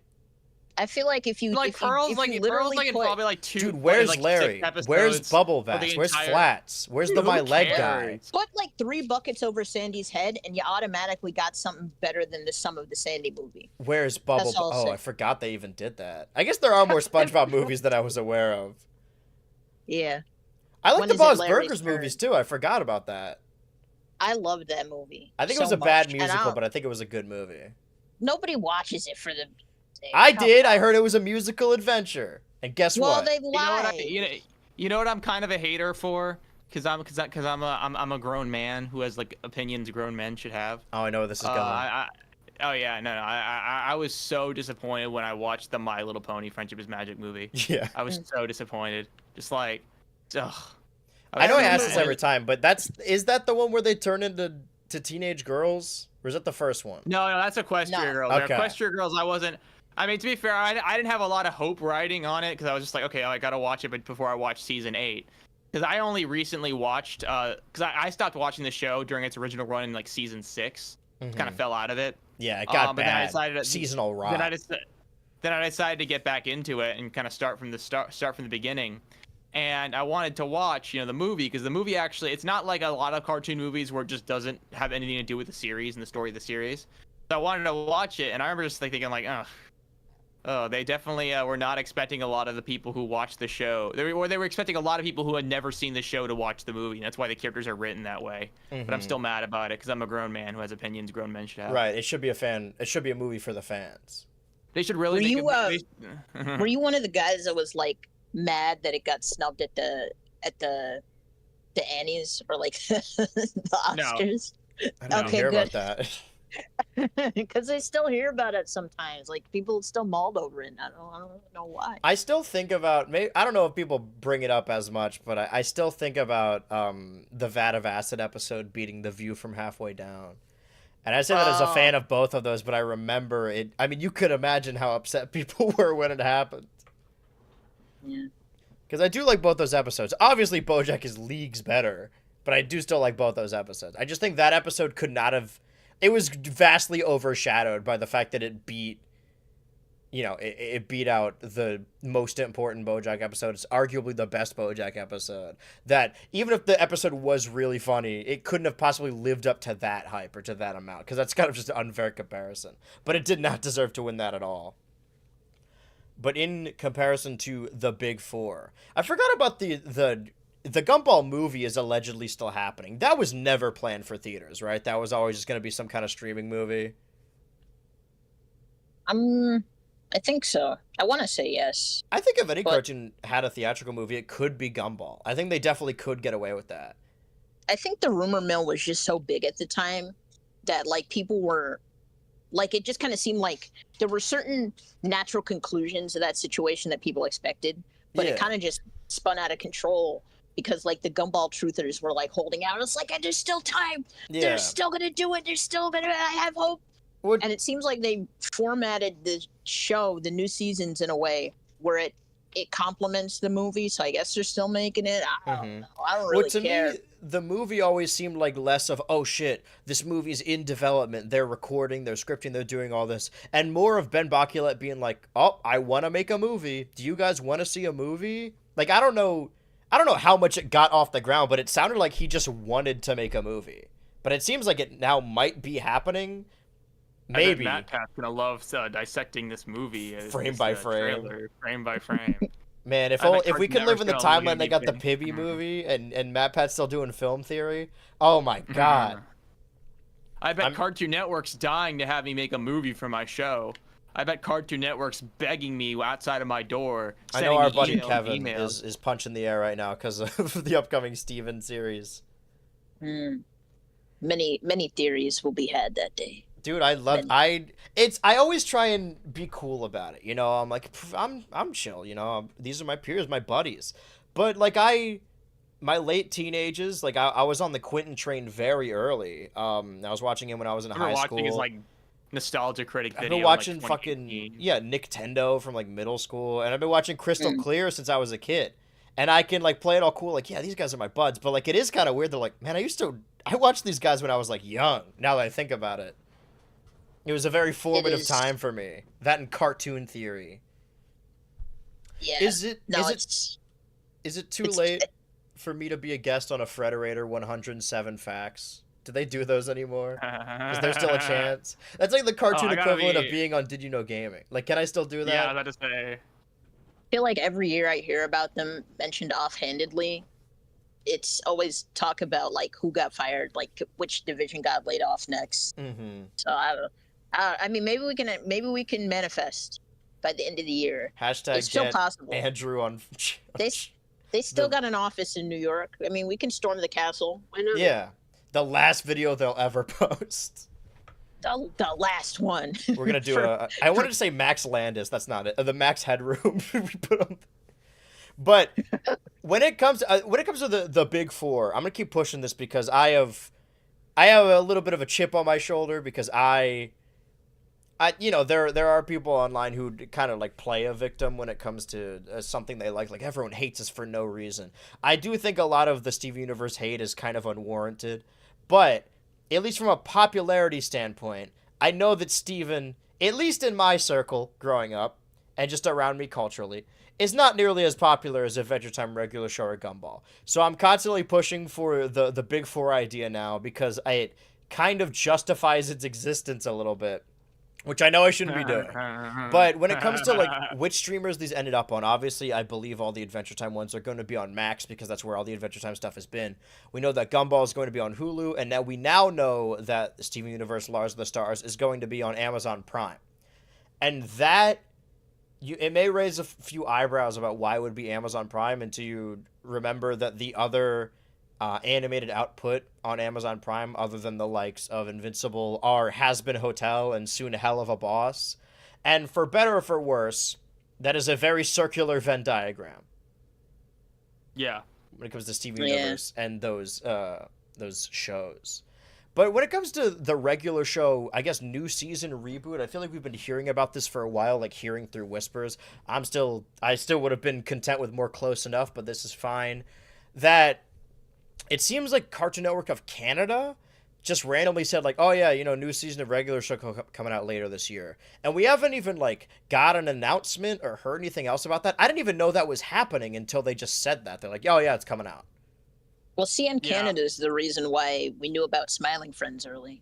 Yeah. So I wonder what's going on over there. The Rogue CN division. Yeah, it's the Nintendo of Korea situation. But I heard that it's going to be on Grapevine, grain of truth, whatever we want to believe, that the regular show, the new seasons will be on Adult Swim and maybe be more adult oriented if that's the idea. Maybe they are scrambling to have something to lead into Adult Swim now. But do you know anything about this, about new regular show? Weird idea. The idea of like, oh, we're bringing this kids show back, but like also we're gonna make it an adult, because they did that with iCarly. The characters are like having beers and like talking about sex and stuff, right? Yeah, I mean they did it with Samurai Weird. Jack. I like the idea of a show of enough time passing and then a show being brought back for adults. I didn't like it when they did it with Ren and Stimpy. But if you think about it, like, I mean, that's what a lot of early Adult Swim was. Is if you're a little bit older, let's say in your 30s, you would have grown up watching Hanna-Barbera cartoons like that of Space Ghost or Birdman or C-Lab, and seeing adult takes on those properties, even though they're entirely different, like it's not the same characters, is fun to have these shows grow up with you. And ultimately, my stance on these is I think they're going to be good. I'm excited for all of them. I like all these shows. I've emotionally imprinted on these. I'm happy there's more Gumball and more Adventure Time and more Regular Show and more Steven Universe and more Phineas and Ferb and more Futurama, maybe, and more South Park and more Family Guy and more Simpsons. But I'd also like to see some new stuff maybe sometimes. Potentially. Yeah. No, I mean, that's kind of feels like the pipe dream, but yeah, I mean, original stuff. That's pretty epic. I would like some more of that, please. Yeah, hopefully these shows will kind of just blossom into different things, and people who worked on them will prove their work. I'm living in a fantasy world where like Warner's gonna see the error of their ways. He'd be like, you know what? Yeah, make your show. But there are other avenues. It seems like David Zaslav is gonna like watch a video of yours and kind of like cry. His heart will grow 3 sizes that day, and he'll change his. He'll peek his head out the window and say, "Good lad, what day is it today?" It's like June, I think. And then we'll get more cartoons. But there are other avenues. It seems like indie animation has gotten a lot more popular in the coming years. But I don't know if that's necessarily like the path to take. I'm optimistic. I'm constantly supporting these shows, although I'm not making like videos about all the new cartoons. I am watching them and talking about them on the feed the best I can. But I don't feel super excited, not because I'm not excited for these properties, but I think over the last years or so, I've seen so many like gimmick Twitter accounts that like document themselves as news post like, oh, this show is in development, and then nothing happens. I'm at the point now where if I don't see a trailer and a release date in front of my face, it's not happening. Like the Gumball season, we got a trailer for, and I don't know if there's ever been an instance where we got a trailer and it didn't come out. I'm sure that does exist somewhere, but until I see it in front of me, it is not real, and maybe that's why I'm not as excited, or at least tempering my expectations. I agree with you. I mean, I definitely like don't. It's so hard to believe things nowadays because you could have probably convinced me that the regular show reboot was announced in 2019, and I probably would have believed you. Well, you said when we talked about the Gumball reboot that you didn't even know it ended. I assumed that they just kept doing it straight up. Like I was like, oh, they probably just like kept doing it. I mean, most shows just gotta keep going. I'm fine with that because people were complaining about how they would like literally only play Gumball on Cartoon Network. So I assume that they were like trying to make new episodes. It wasn't like as big of a phenomenon as Adventure Time or SpongeBob or even like parts of Smiling Friends, but it was definitely like up there. Like you see people posting TikTok clips all the time still. Yeah. Yeah. It's also like, I don't know, something about Gumball, it still feels like the show came out recently and it came out 15 years ago. Yeah, well, it went through such different changes. I know it's sort of like there's a fringe community that prefers the designs of the early seasons, but I actually prefer the later seasons. Like, I mean, I think a lot of people do when it comes to writing, but like design-wise, I prefer the later seasons. It's hard to come up with like, I think a balanced opinion on that. I don't know, because I was watching an episode a couple weeks ago, and it was the one that I watched as a kid. It's the one where Darwin thinks Gumball's a pretty girl because he put on a dress. That was early, yeah. Yeah, I know, it was like a season 1 episode, and to be honest, like watching that as a kid, and then if I kind of decide to watch the whole show and I watch a bunch of stuff that I've never seen before, like I'll probably have an affinity for the stuff I watched as a kid, even if I don't want to. Well, I've been saying this whole time the Big Four, but it's interesting you bring up shows like just kind of airing concurrently. If this is like the early 2010s, let's say like 2010 to 2013, maybe, right? Because then we stretch it to something like Gumball and Steven. You know, you have your Adventure Time that ended and then came back, your Gumball that ended and came back, regular show ended, came back, Steven Universe ended, came back. But you know what show came out around this time that is still airing to this day and has been greenlit for even more seasons? Teen Titans Go. That's right. Yeah, boy. So I bring in my papers. This is what I'm presenting to the court here today, that we rename it the Big Five, because all 5 of them, if you were watching like new Thursday night block in 2012, other than Clarence and maybe like We Bare Bears, it's the same thing. It's like nothing ever changed.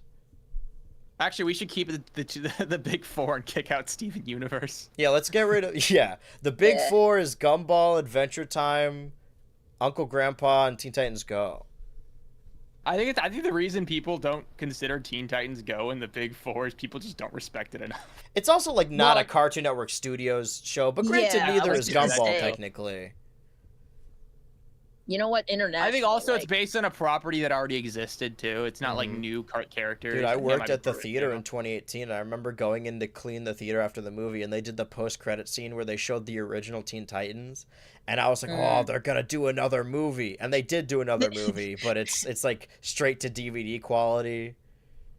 Yeah, they were so fucked up for that because everyone thought that meant like they're getting like an actual like spinoff from the 2003 show, and it's Yeah. like, no, you don't know how any of this works. And so they didn't have to do any of that. Yeah. They were very extra. But again, like I don't like the show, right? Not that I'm not saying like, oh, I want it to end. It's just like, you know, I wouldn't put it on. I don't think any show should end, even the ones I don't like. However, I do, like I said, the idea of these cartoon characters sort of existing forever. Yeah, they could have recast them because the characters are very different, but I kind of like that they kept the original 5 and they're just like constantly playing those characters and even extended media. I think that's really fun that you have that adaptation of the character. And again, at some point, a voice actor will pass or retire, but I think it's really nice to have those legacy characters that you can then pass down to the next person. Like Eric Balza is doing a fantastic job with a lot of the like tertiary and just main Looney Tunes characters. And imagine if they just retired the characters after the passing of even like, I'm forgetting why am I blanking on the original name? Frank Welker's face is appearing in my head, but I know it's not him. You guys know what I'm talking about.